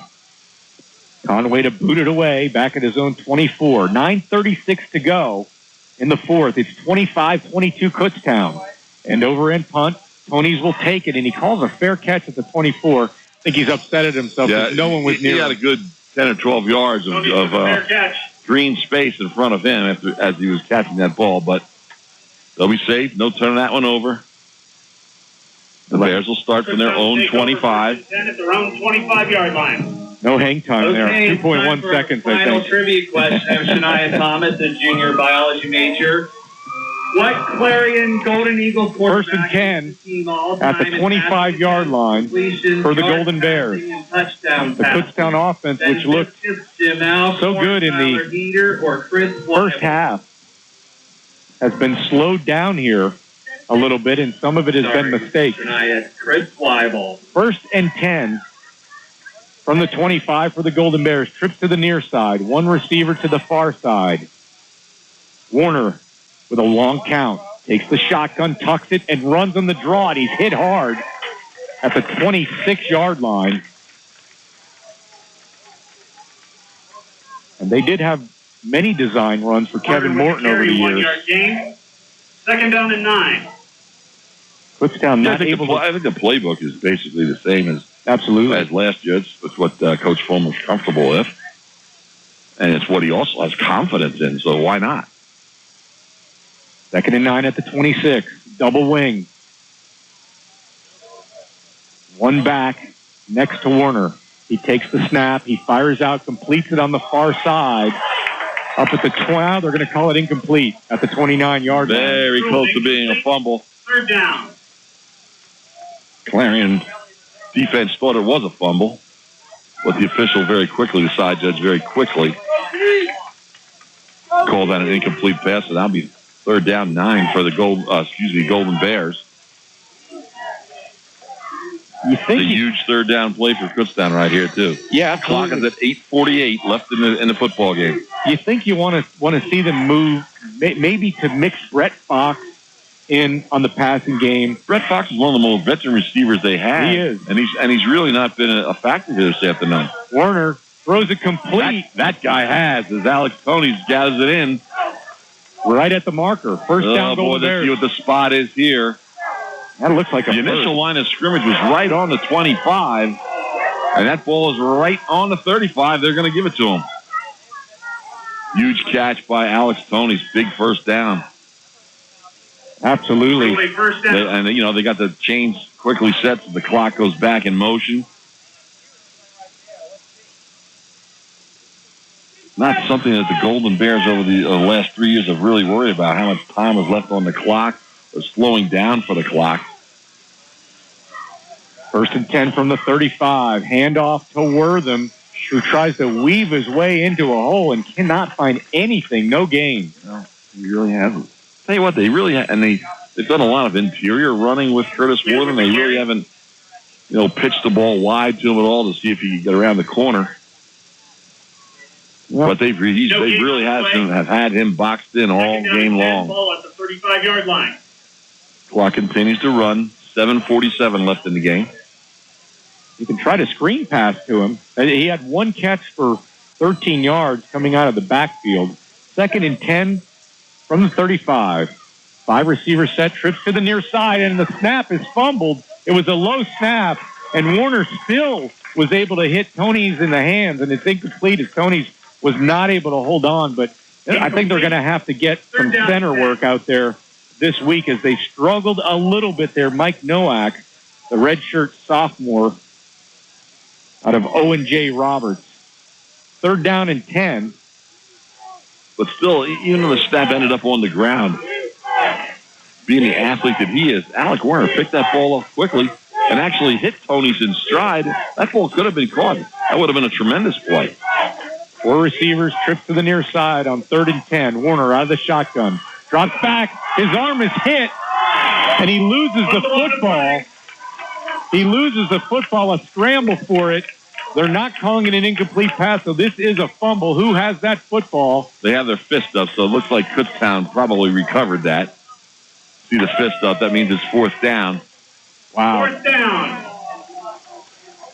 So luckily it's not a turnover, but it is going to force a KU punt. Wow. They've all been the same types too, Matt. Yeah. His arm is moving forward. It's about halfway forward. And you only have one hand on the ball, obviously, if you're in that kind of throwing position. And those balls have popped out. Obviously something concerning, and they'll certainly be working on that next week before the Cal game. 4th and 18, so Nate Fair will punt it away back at his own 13, and he gets a shank off, unfortunately. And it's going to take a Clarion bounce as it hits at the 50 and goes back inside the 45-yard line. Clarion's going to have extra good field position. And again, the special teams biting Kutztown in a place that doesn't want to be bitten. And the KU defense, from a heat and in-shape kind of combination, they've been on the field an awful lot in the second half here. Coach Pennypacker has rotated some people in, but for the most part, it's been the core group. Long, hot afternoon. This is certainly a possession here, but they have to dig in now. Bears with only a 3-point lead. 6:50 to go in the fourth quarter. Slot to the near side. 1st and 10 at the Kutztown 44-yard line.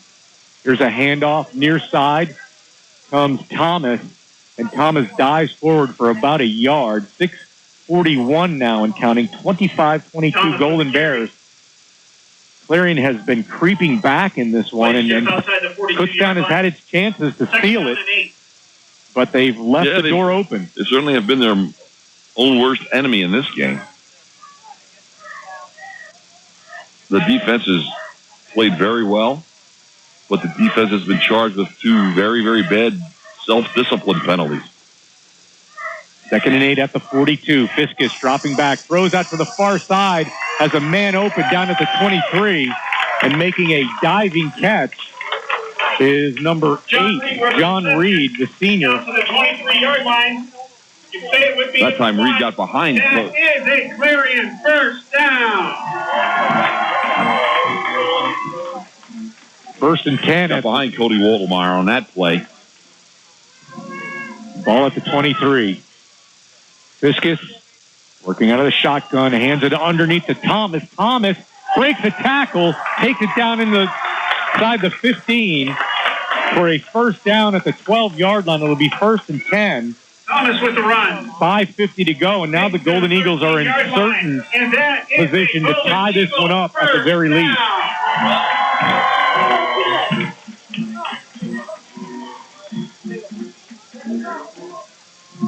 We'll call it the 13-yard line, 1st and 10. Hey, Kutztown, a very young team. We're going to see what they're made of here in the last 5.5 minutes. They've got to fight back. This has got to be, you got to try to force them to into a field goal attempt here. There's a play fake. Fiskus rolls to the far side, fires, and completes it for a Clarion touchdown. John Reed on the receiving end of the ball, and the Golden Eagles have the lead for the first time since early in this football game. They got the lead for the first time since the middle of the first quarter.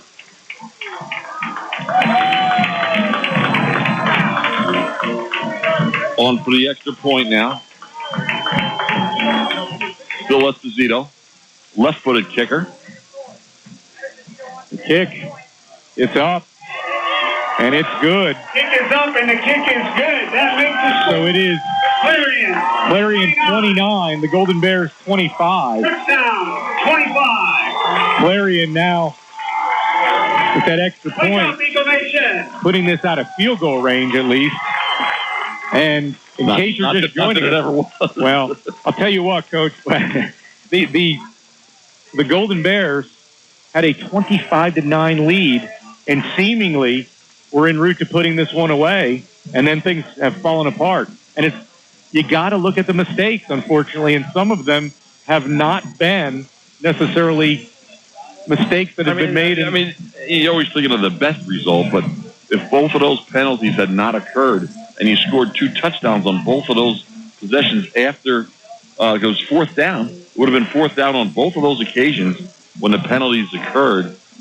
You know, you put 14 more points on the board without your opponent scoring, that would have put the game away. Instead, it turned the game around the opposite direction. And now, with only 5 minutes and 26 seconds to go, Clarion is on the board with a 4-point lead. Or even if you get the 3 extra points and you take that safety away, you still got a 1-point lead. It's just been some basic mistakes that have hurt the Golden Bears here. Still time, though. 5:26 to go, and, you know, it could be time for Alec Warner to make a statement drive here if the Golden Bears are going to win this ball game. Here's the kickoff, taken back by Tony's at the 4. Tony's to the near side, tries to turn it up at the 20. He's still on his feet, loses yardage. It takes several men to bring him down, and he's down back at the 17-yard line.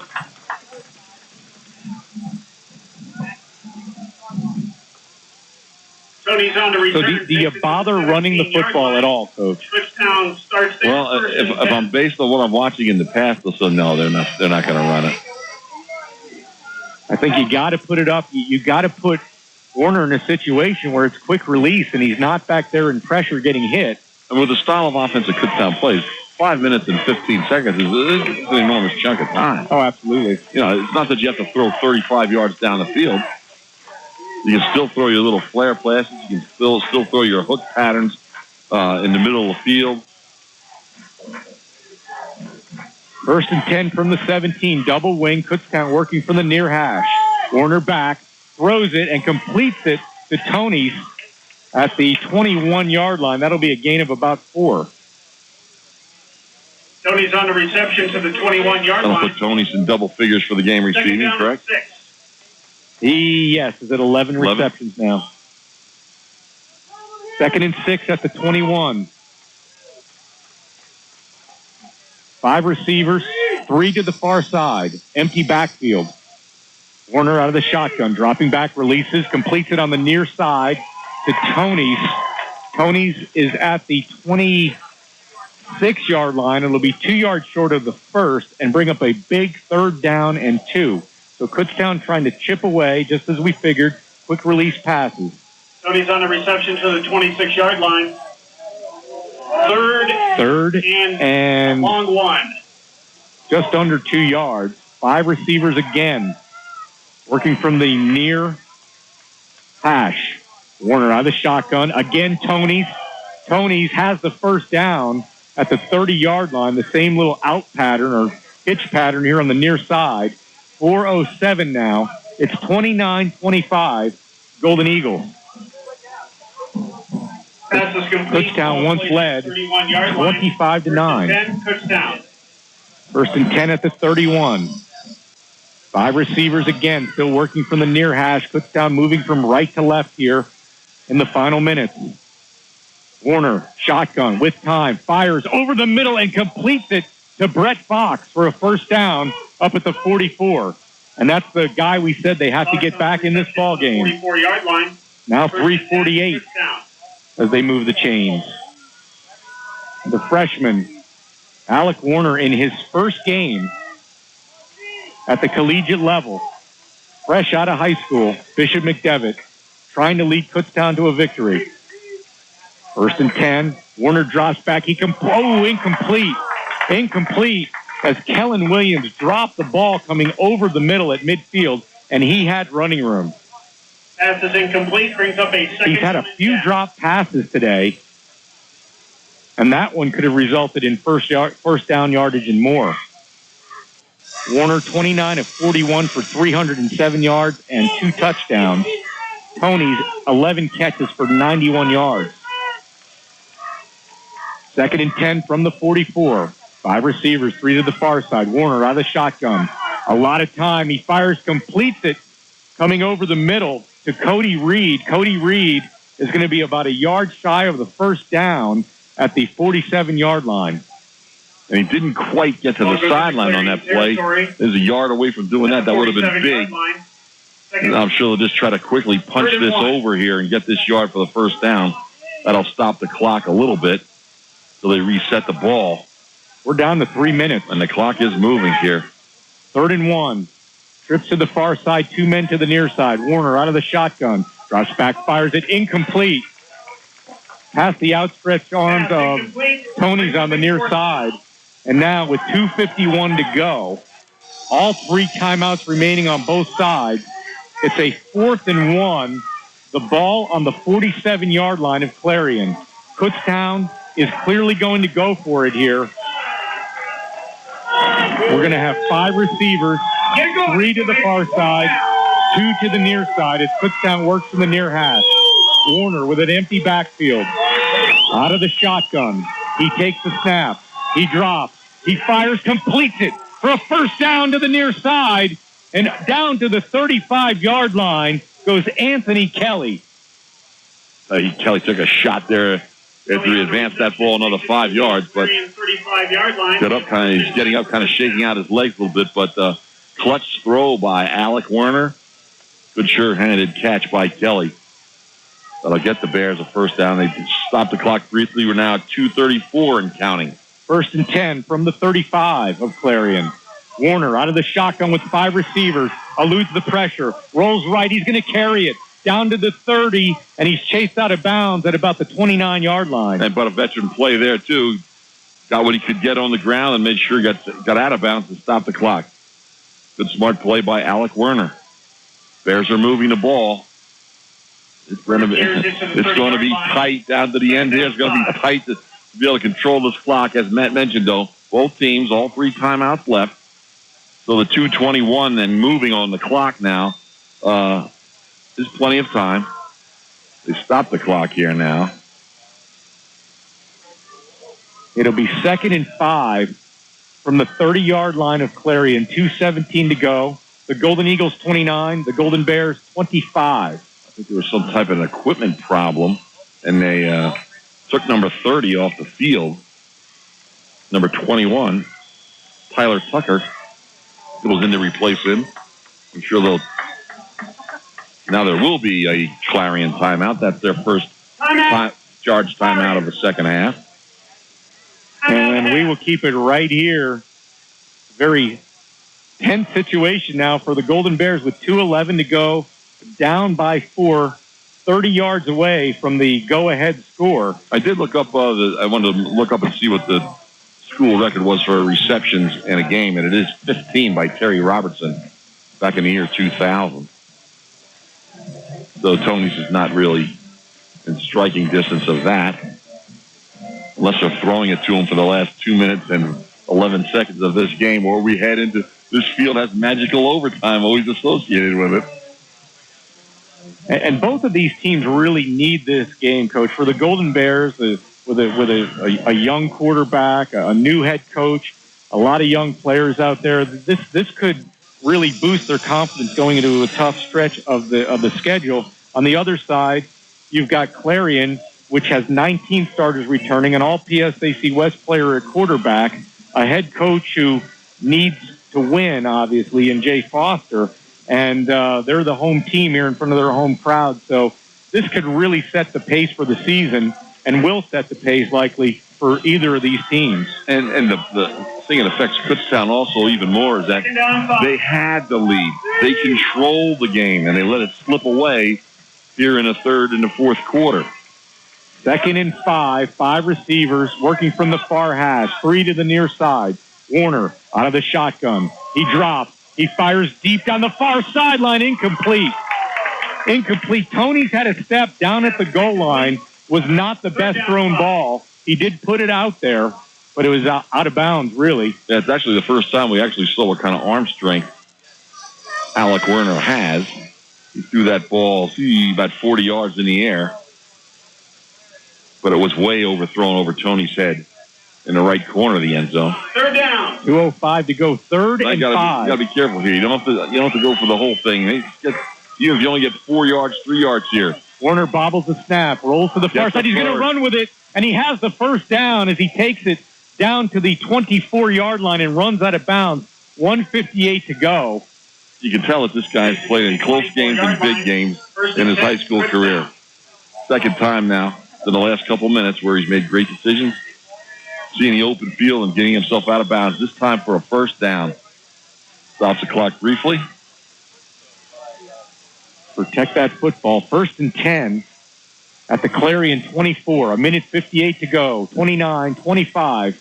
Clarion. The clock rules change when you're under 2 minutes, so since you're not out of bounds, the clock does not read on the reset of the ball. Warner scrambling, throws, finds a man wide open. Guess who? It's Tony's. First down at the 12-yard line, and the Golden Bears are still on the move. Tony's on the reception. Takes it to the 13-yard line. It looks like we have 1st and 10. I've seen one of the great combinations we're going to see. Both of those players are only freshmen. Can you imagine if they could keep this up the way it's been going here in the first game for their career? 1st and 10, the ball at the 13. 3 receivers to the near side, 2 to the far side. It's a quarterback draw up the middle. Goes Werner, and he's down inside the 3 to the 2-yard line. It should be 1st and goal with 1:46 to go. First of all, you can check this guy's courage out. This guy's got a boatload of courage, Alec Werner. Designed quarterback draw play. Good blocking by the offensive line. Gave him that little alleyway between the gap between center and guard.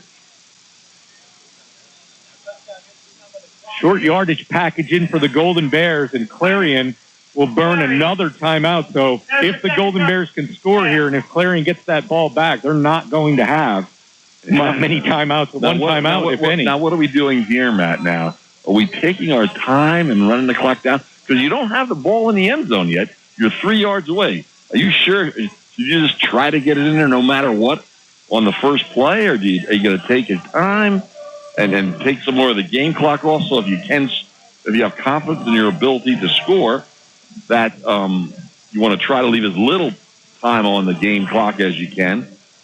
Again, tough decision for a young coach in his first football game. Yeah, I think sometimes I think you gotta. I'm gonna hasten back to my old baseball coach Matt Royer. He said you gotta win today. So I would take this, and if I could get it in here in the next 5 seconds, I'd put it in. Yeah, I don't want to take my chances. I want to score, and the defense has played pretty well today. I mean, ideally they score on third down. I don't want it to get to that, so put it in. Like I said, they've looked a little fatigued out there in the latter half here of the fourth quarter. But they have had a nice rest. This has been a great drive. You're right. It's been a great drive.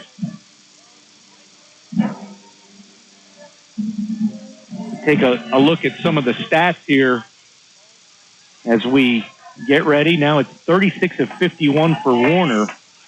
Tony's with 15 catches. He's tied the school record. Here we go. First and goal from the 3. Backs in the eye. Warner under center. Warner hands it off, and falling down is Curtis Wortham, and he'll lose about 4 yards. Clarion takes a timeout. Off on the play. I don't understand. Why would Clarion take a timeout there? That is their final turn. I don't understand that. Because otherwise, Kutztown just runs the clock down. Yeah, but are they sure they're going to score?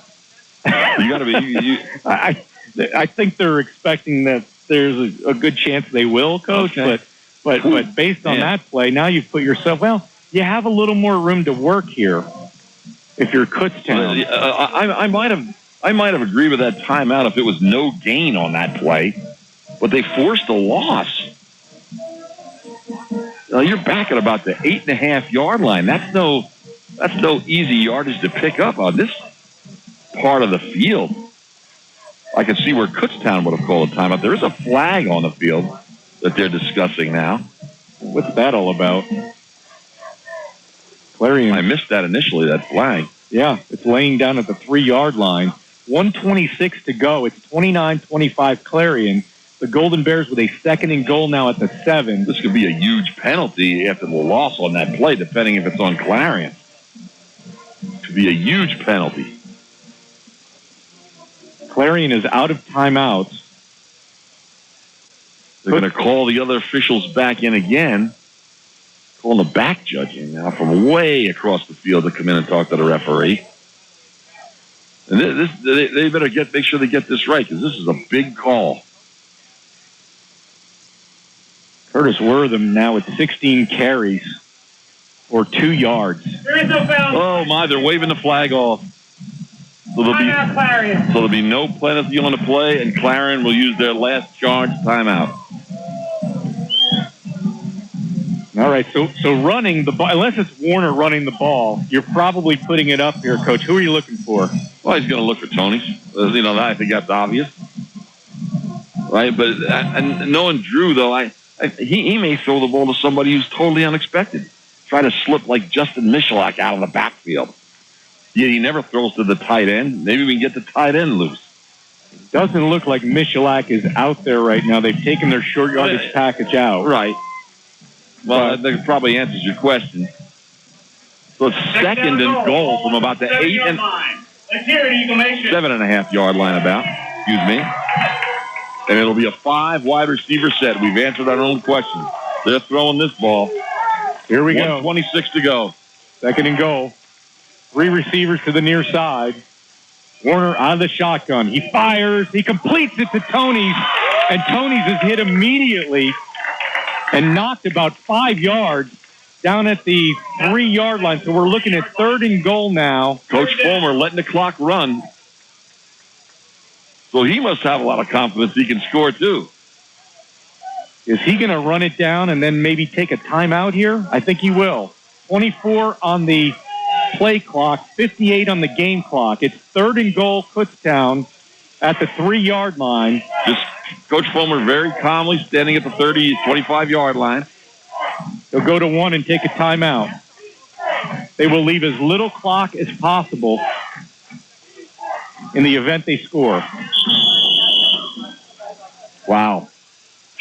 I'm just saying, you better. I mean, it's great that you have that kind of confidence in your ability to score. Right? You know, it shows a lot to your team that you have confidence in your offensive team to put those 6 on the board. But boy, oh boy, you need someone to get open, Coach. Well, we figured out trying to figure out who he's going to throw it to.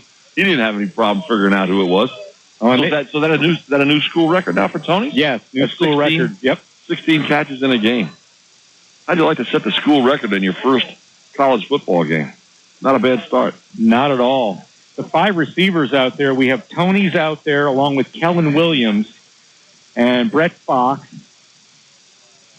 Cody Reed is out there. Trying to see who the 5th receiver is. Oh, and it's number 18, Anthony Kelly, who's had a decent day for the Golden Bears. Individually, Kutztown has had 16 catches for Tony's for 120 yards, 6 for Reed for 114, 9 for Kelly for 75. Here we go, folks. 38 seconds to go. Kutztown trailing 29-25. It is 3rd and goal. The ball game comes down to 2 plays, basically. Working from the far hash, trips to the near side. Actually, they'll go with 4 receivers, 1 to the far side, and word them in the backfield. Warner out of the shotgun, tries to dump it. Guess what? Just as you called it, tries to dump it to Wortham out of the backfield, and it's incomplete. It went through his hands, and you're down to 1 play. Now, see, it looked to me like Alec might have got a little excited there. He threw that ball pretty hard for somebody who had to turn his body back towards Werner. That was not an easy catch to make. But it's a catch that you have to make, and as a veteran guy, you got to get that done. Exactly what you said. Who will he sneak it to? They put Wortham in, go back to the 4 receiver set, try to sneak him around the left side, and they're now running that play clock down again, although it doesn't matter. The clock isn't running at this point. Kutztown will take a timeout. The Golden Bears have 1 left, and it's going to come down to 1 play. 34 seconds to go. 4th and goal at the 3. 29-25. Clarion Golden Eagles. What do you call here if you're first-year head coach Drew Fulmer, first-year quarterback Alec Warner, many first-year players out there? It comes down to 1 play. Well, you figure they're going to, the ball's on the right hash. So he has a little bit more room to roll out to his left, but he is a right-handed thrower, so it's a tougher throw to make. All right. But you got to put that, you can't throw it short of the end zone. It's got to be in the end zone. This is 4th down. Here we go. Here's the game. Here's Coach Fulmer's opener. The Golden Bears will go with 5 receivers, 3 to the near side, 2 to the far side, working from the far hash. Warner, empty backfield, working out of the shotgun. He looks over the defense. A long count. Takes the snap. He drops. He rolls to the far side. Looks, fires. It's tipped. And is it caught? They're trying to figure out who has that ball. Still no signal. Kutztown is saying touchdown. I think that receiver caught that ball on his stomach, on his back. That was Tony's at the bottom of that pile. Still no signal. Again, this is going to be another crucial call here by the officiating crew. That one's going to be a tough one to decide there. Kutztown still signaling touchdown. Nothing from the Zebras. If he made that catch, that's unbelievable. There it is. It is. Touchdown. Golden Bears. Unbelievable. Alex Tony, he caught that football lying on his back after it got tipped. Unbelievable. Unbelievable. So now the strategy that Drew Fulmer decided to use. Now it looks good. There's only 24 seconds left on the game clock, and they just threw a penalty flag. Too many Clarion guys throwing their helmets around on the field. What a play. Let's first give credit to Alec Warner, Coach. He went back. He took his time. He started to scramble. He was thinking about running that ball. I know. Knew he didn't have it, threw it. It was tipped and fell to Cody Reed, who was, Alex Tony's, who was laying on his back in the end zone and was just piled on. Touchdown for Kutztown. Excellent play. Unsportsmanlike conduct. Clarion number 93. And, again, you got to give Werner credit again. He's smart enough to know in a pressure situation like that, let's at least roll out to my strong side. I have a better opportunity to throw that. Don't have to cross it across my body. The whole thing. Unbelievable play on the combination of guys that's been carrying the Golden Bears all afternoon. Alec Werner, Alex Tonys. Bears extra point is up, and it's good. And that's an important extra point because it gives the Golden Bears a field goal lead now. So even if Clarion could get into field goal range, the best they could do is tie. 24 seconds left. Give also credit there to the Golden Bear offensive line, which just gave those extra few seconds. Who got the ball? Maybe I thought it was Tony's. There are some questions. We thought we saw Tony's on his back. The ball got chipped, but what happened after that, we're not sure. So I don't know. The official scorers are still trying to figure out who to give that touchdown to. Greg Bamberger Jr. came out of the pile with the ball, but I saw Tony's. That's what I saw. On his back, pull that ball in. Now I'm. But as soon as he did that, he got bombarded with gold jerseys. So that might have been a tough ball to hang on to.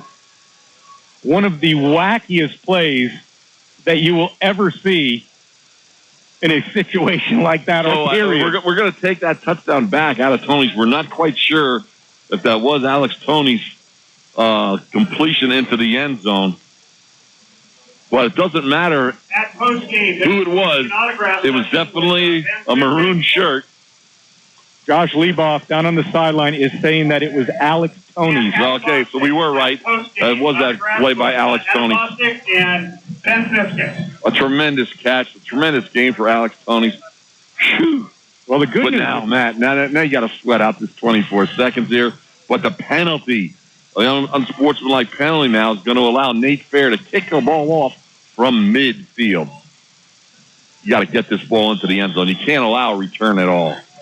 Just kick you want to pooch this and run a little time? Well, another big decision for Coach Fulmer. Don't let them anywhere near field goal range. I don't either. I'm trying to put this ball in the end zone. That's exactly what Nate Fair's trying to do and exactly what he accomplishes. The ball hits way past the goal line, and it'll be Clarion's football with 24 seconds to go. They'll take it over on their own 20-yard line. Wow. At their own 20-yard unbelievable. line.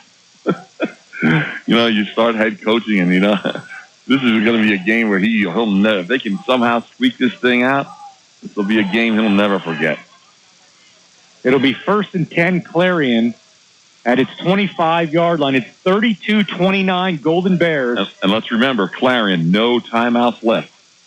They've used all 3 of their timeouts. Field goal range, you figure they got to get down to the 30 to at least have a shot in an attempt. And that's a long one. That's a long one, yeah. Yep. Here we go. Slot to the near side. Fiskus drops back. Fiskus fires out to the near side and it is incomplete. Golden Bears English PA tried to pick it. English PA, please. I'll tell you what, maybe he's trying to make up for that horrible unsportsmanlike conduct penalty. But he had great timing in knocking that ball away from the receiver. 18 seconds. 2nd and 10 from the 25. Here's now where your defensive line can really tee off a little bit. Make sure you try to keep Fiskus at least into the pocket. Those defensive ends a little wider to make sure he can't get around. If he has to run, they'll keep him off the sidelines to keep the clock running. 3 receivers, slot to the near side. Fiskus back. Fiskus steps up in the pocket. He fires down the near sideline, and it's caught. It's caught inside the 40, down to the 37-yard line. Mark Nicholas. Yeah, the sophomore wide receiver. 12 seconds to go. They'll probably clock it, Coach. It's a tremendous catch by Nicholas. That ball's over his shoulder. First down. Right at the sideline. 1st and 10 at the 38. Fiskus, he's going to throw it. Fiskus fires near sideline, complete. It's complete down at the 25. Clarion's in field goal range. 8 seconds left. They'll probably spike it, and then I think you try to kick the field goal, don't you? I think you have to. You got 8 seconds left. The field goal unit. If you run a play here, this is probably, unless it's an incomplete pass, this is your last play. This will be an attempt of 42 yards. To send the game into overtime. By Phil Esposito. The Golden Bears have 1 timeout left. Reset the play clock. And Coach Fulmer is waiting. He's standing right next to the side judge on the far side of the field. And there it is. Kutztown will use their final timeout. Timeout. Try and freeze Esposito a little bit. That's their final charge timeout of the half. Well, we told you it wasn't over, and it's not. 8 seconds to go. It is Kutztown 32, Clarion 29. And we've seen a lot of football strategy here today. Sometimes football becomes such a cut and dry sport, but not today. Not today. See if we can find any numbers on the Clarion kicker here. And you have to remember, Matt, and correct me if I'm wrong, didn't we blocked a field goal earlier in the game, correct? Yes.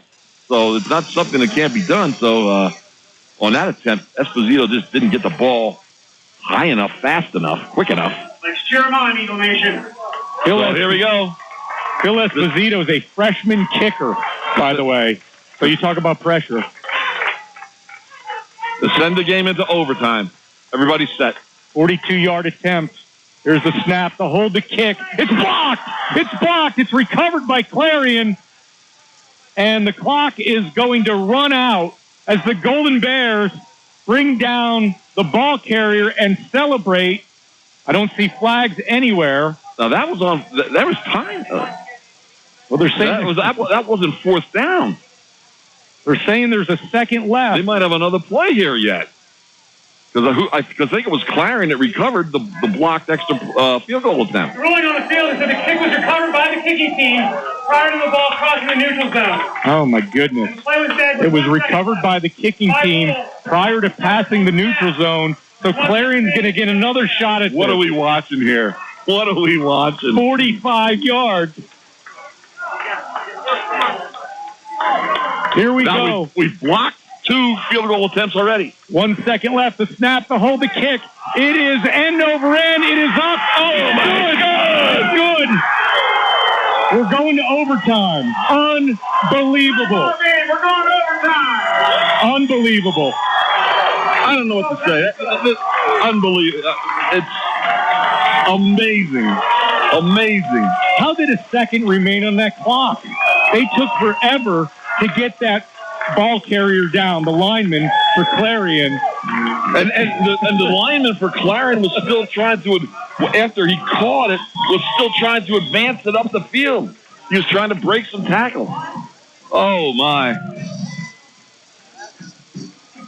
So we will head to overtime with the score tied 32-32.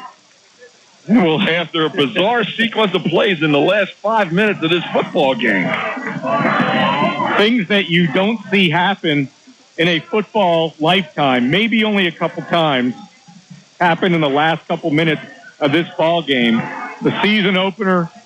How are we going to match this game from a broadcasting standpoint for the rest of the year?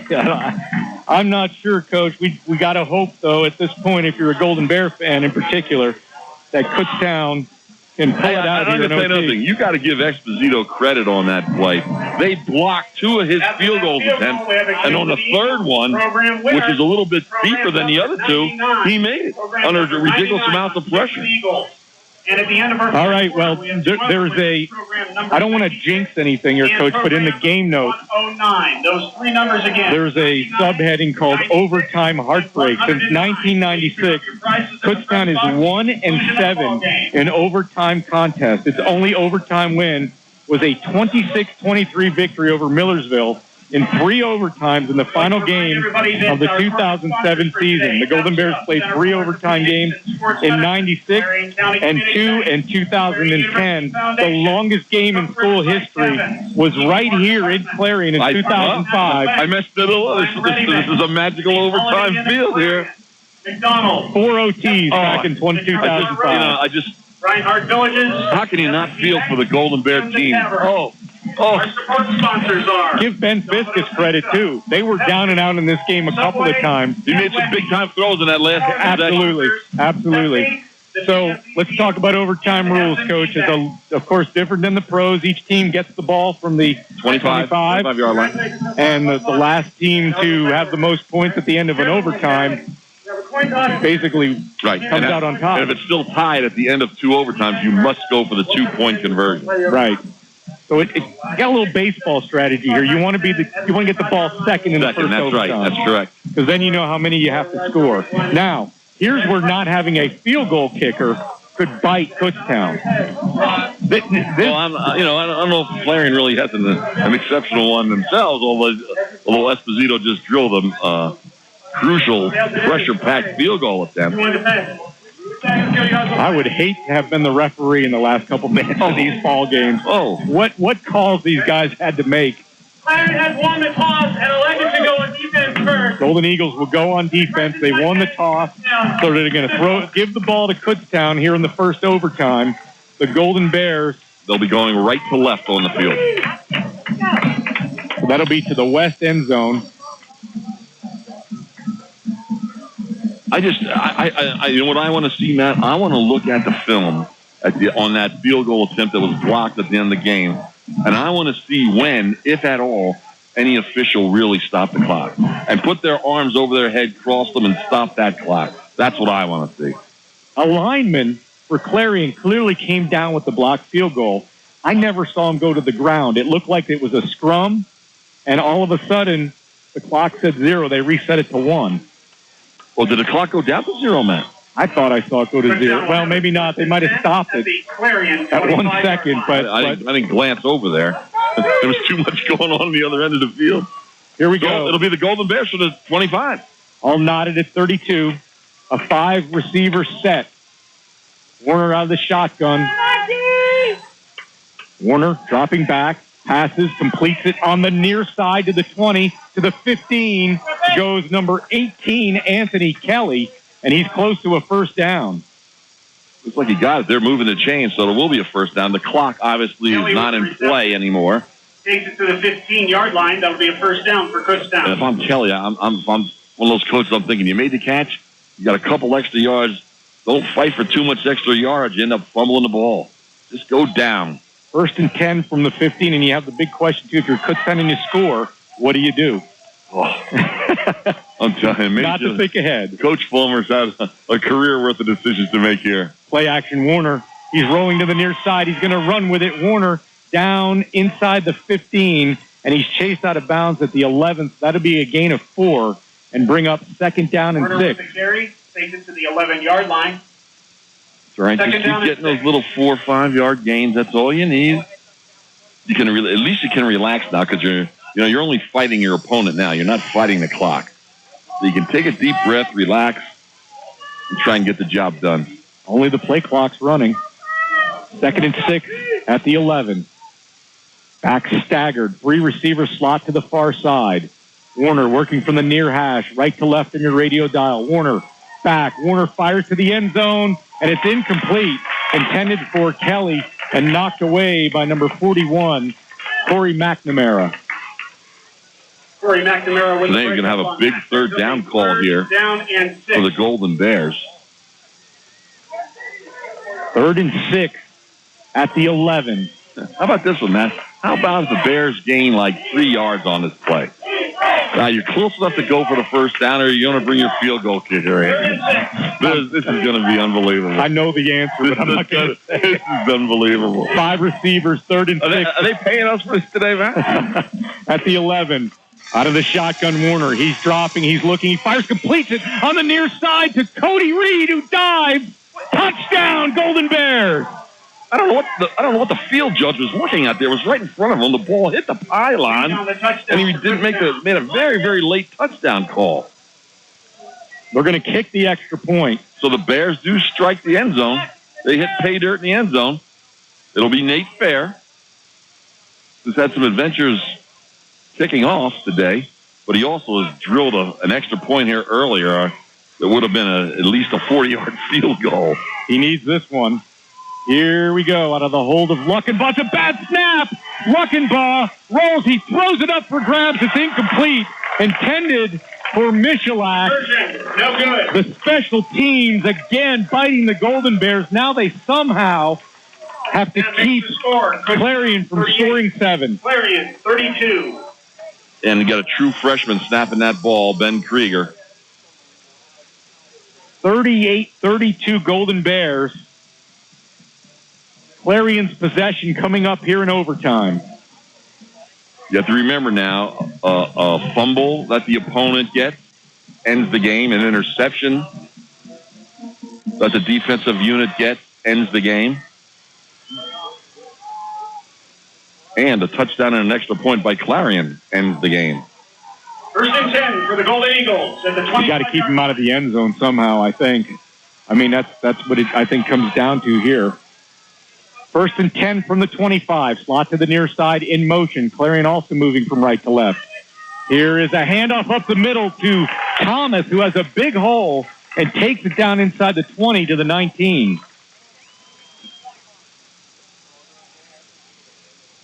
Thomas with the carry to the 19-yard line. I'd stay with it. I'd stay with that running game until they stop it. And Kutztown has done a decent job stopping the running game today. They sure have. Other than Fiskus himself moving the ball upfield from his quarterback spot. 2nd and 4 from the 19. Motion now, slot. Lines up on the near side. Thomas, the sole setback. Fiskus will hand it off. Thomas with a lot of room. 20 down inside, close to the 10-yard line. We'll call it 1st and goal at the 10, depending on where the officials put the ball.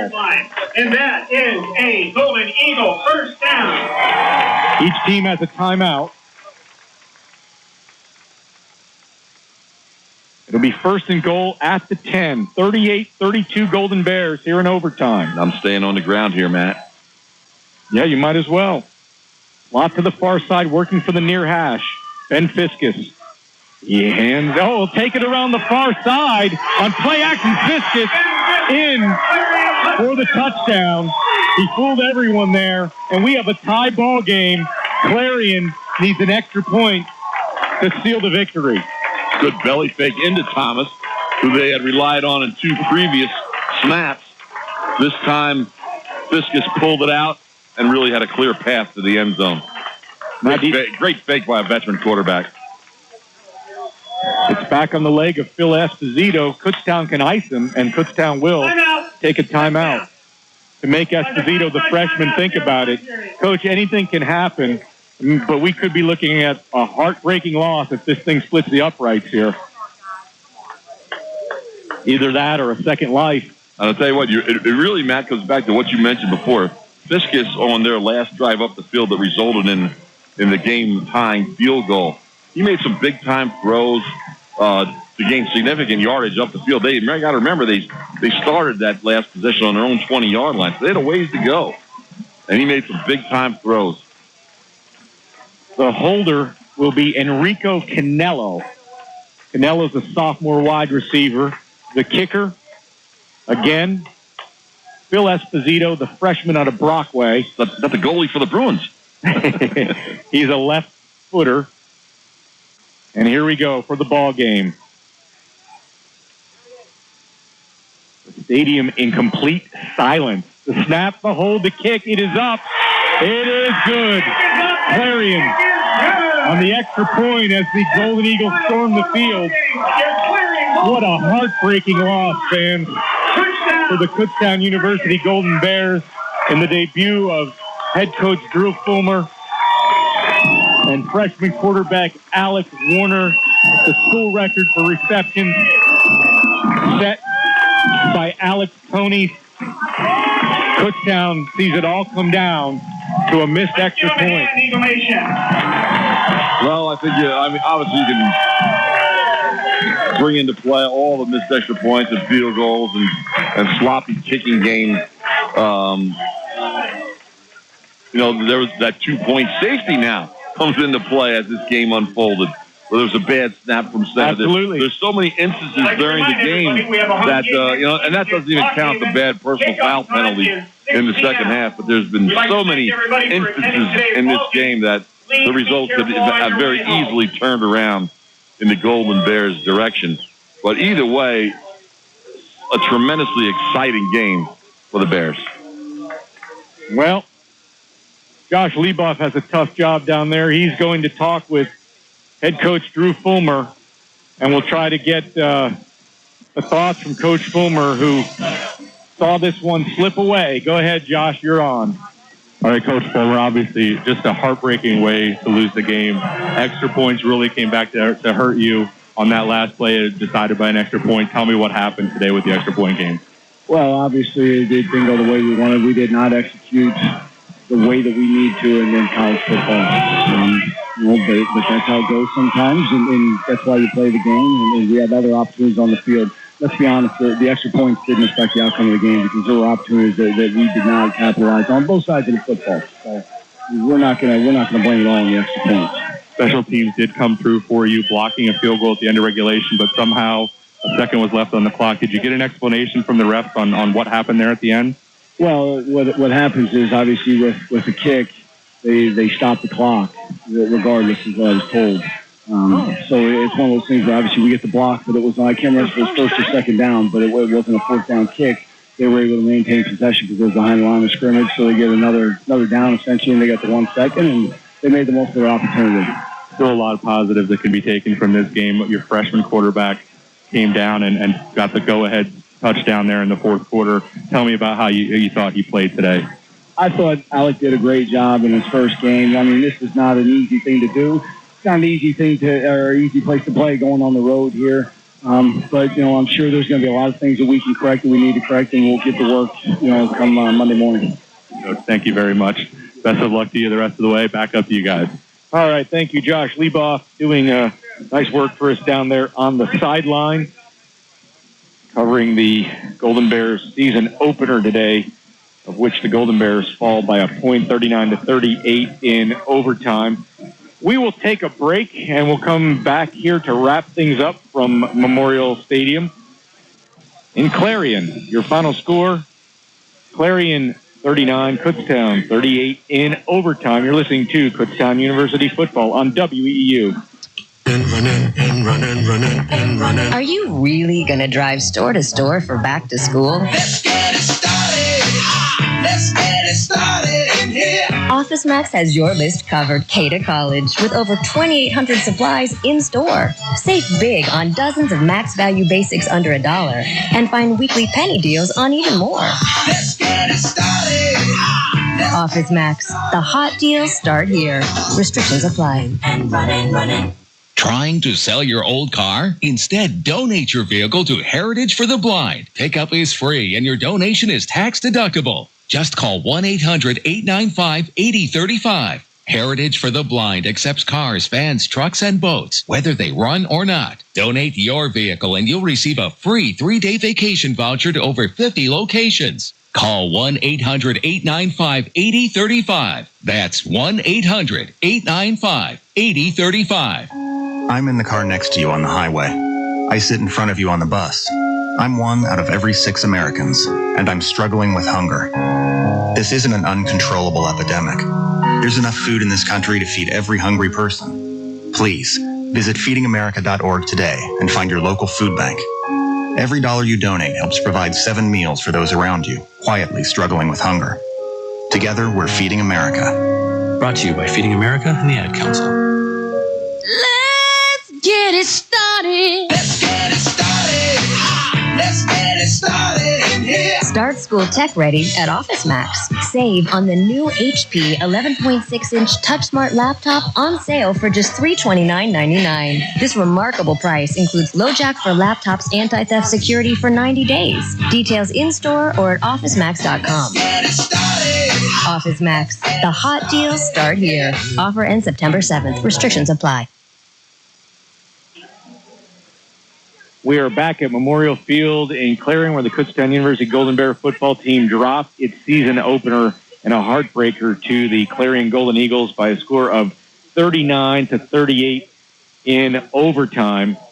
Some interesting statistics from a team standpoint. Kutztown had 29 first downs and 23 for Clarion. On the ground, the Golden Eagles had 121 yards on 39 carries. Kutztown, 31 carries for negative 24 yards. You probably have to go way back to find out the last time that Kutztown had such a tough day on the ground. Through the air, 287 for the Golden Eagles. Kutztown with 394. Clarion was penalized 9 times for 69 yards. Kutztown 3 for 38. Third down efficiency, Clarion 4 of 12. Kutztown 8 of 17 on fourth down. The Golden Bears were 5 for 5. So working well there under pressure. If we could check some of the individual statistics here for you, starting with the Kutztown offense. Receiving, Cody Reed, 7 catches, 125 yards, 2 touchdowns. Alex Toney, 17 catches. That is a new school record for 123 yards and a touchdown. Kelly with 10 catches for 85 yards and a touchdown. Fox, 2 for 26. Williams, 2 for 14. Wortham, 1 for 13. On the ground, the leading rusher was Alec Warner. He had 14 carries for 3 yards and a touchdown. Wortham carried 16 times for 1 yard and had a touchdown. Through the air, Warner, 40 of 57 for 394 yards and 4 touchdowns. He was sacked 5 times and threw 1 pick and was charged with 4 fumbles. For Clarion, offensively, Fiskus through the air, 19 of 28, 287 yards and 3 touchdowns. He was sacked twice. Fiskus on the ground, 17 carries for 67 yards and 2 touchdowns. Thomas, 18 for 52 yards. A lot of players with big receiving numbers, led by Dietrich, the tight end for Clarion, 6 catches, 57 yards and 2 touchdowns. Day, 2 for 65. Mancini, 3 for 50. Nicholas, 2 for 50 and a touchdown. And Reed, 3 catches for 42 yards. Defensively for the Golden Bears, the leading tackler was Sam Dixon-Dugan. He had 12-7 solo, 3 tackles for loss for 12 yards. Cody Kelso with 11 tackles. English PA had 11 tackles. Zach Greenewald with 8. Matt Connors with 7. So some big numbers there. The Golden Bears falling in this one 39-38 to Clarion in overtime in a game that, as you go back and analyze it, Coach Kutztown had a 25-9 lead. Clarion would come back, they'd take the lead, and then great poise by the quarterback, Alec Warner, who took Kutztown down on what we thought could be a game-winning drive. And you go back to, we talked about time left on the clock. I mean, Kutztown pretty much did what it could with the clock down there, scoring on that 4th down and that amazing tip and catch by Alex Toney's. But there was just enough on the clock for Clarion to come back. And somehow, miraculously, I don't know if it's what they got in field goal range, but that they were able to kick it twice. And, there was 8 seconds left on the clock, and it'd be interesting to go back. And Coach Fulmer said, well, he was told that the clock stops automatically, but it was a first down kick. Yeah, you shouldn't physically be able to kick 2 field goal attempts in 8 seconds. It doesn't make sense. Yeah, because essentially what the first field goal attempt, which was blocked, right, great job by the KU special teams, it's essentially the same as a running play. Right. That was not 4th down. the clock stops automatically on change of possession and fourth down. But I don't know how you can have enough time to kick 2 field goal attempts in 8 seconds. That's physically impossible. But like I said, I'd like to look at that. You'll get a chance. I'm sure you'll be down in the film. Oh, I'll be down there. But, I'll be down there. But Coach, they give me access to that room and look at those films all the time. It's a great perk for this job. There's so many turning points: the missed extra points, the safety, the bad penalties, the unsportsmanlike penalties when seemed like you had Clarion seemingly down and out. And there was another late hit penalty in there that just kept Clarion in this ball game, and but ultimately, Coach, if Kutztown was the underdog in this game, you're dealing with a veteran Clarion team with 19 returners, a PSAC, all PSAC West player at quarterback, and I think you got to look at the debut of this quarterback and the debut of this head coach. I'll give the nod to Alec Warner because I think for the most part, he went out there and played like a veteran quarterback. And, can you remember even Kevin Morton's debut? I don't remember being that good. Now, I don't want to jinx Alex Warner. They got their work cut out for them the next 3 weeks. And you also have to remember that Kevin Morton redshirted a year. Yeah. When he went in and first started playing, he was older and had been around the system for a year. This guy is barely a couple of weeks away from high school graduation. But one thing that's obvious about Alec Werner is that he's going to be the engine for this team. If he doesn't play well, we're going to struggle. They've got to find some kind of way to get Curtis Wortham back on his game to get, it'd be nice to be able to get 60, 70, 80 yards a game rushing out of him. But, and I think it's important you kind of alluded to it there, Matt, that you're on the road, first team, a lot of guys, first-time players that are seeing meaningful action in the games. Let's step back now after this is all over. And it certainly had a lot of bizarre lefts and rights in this game. But you got to say they played pretty well. They did well. Yeah. As we're driving out here, we talk about a lot of things. We didn't. Our topic of conversation was we don't know what to expect. But they took the lead. They played well on the road. They showed a lot of courage, battling back, taking a lead.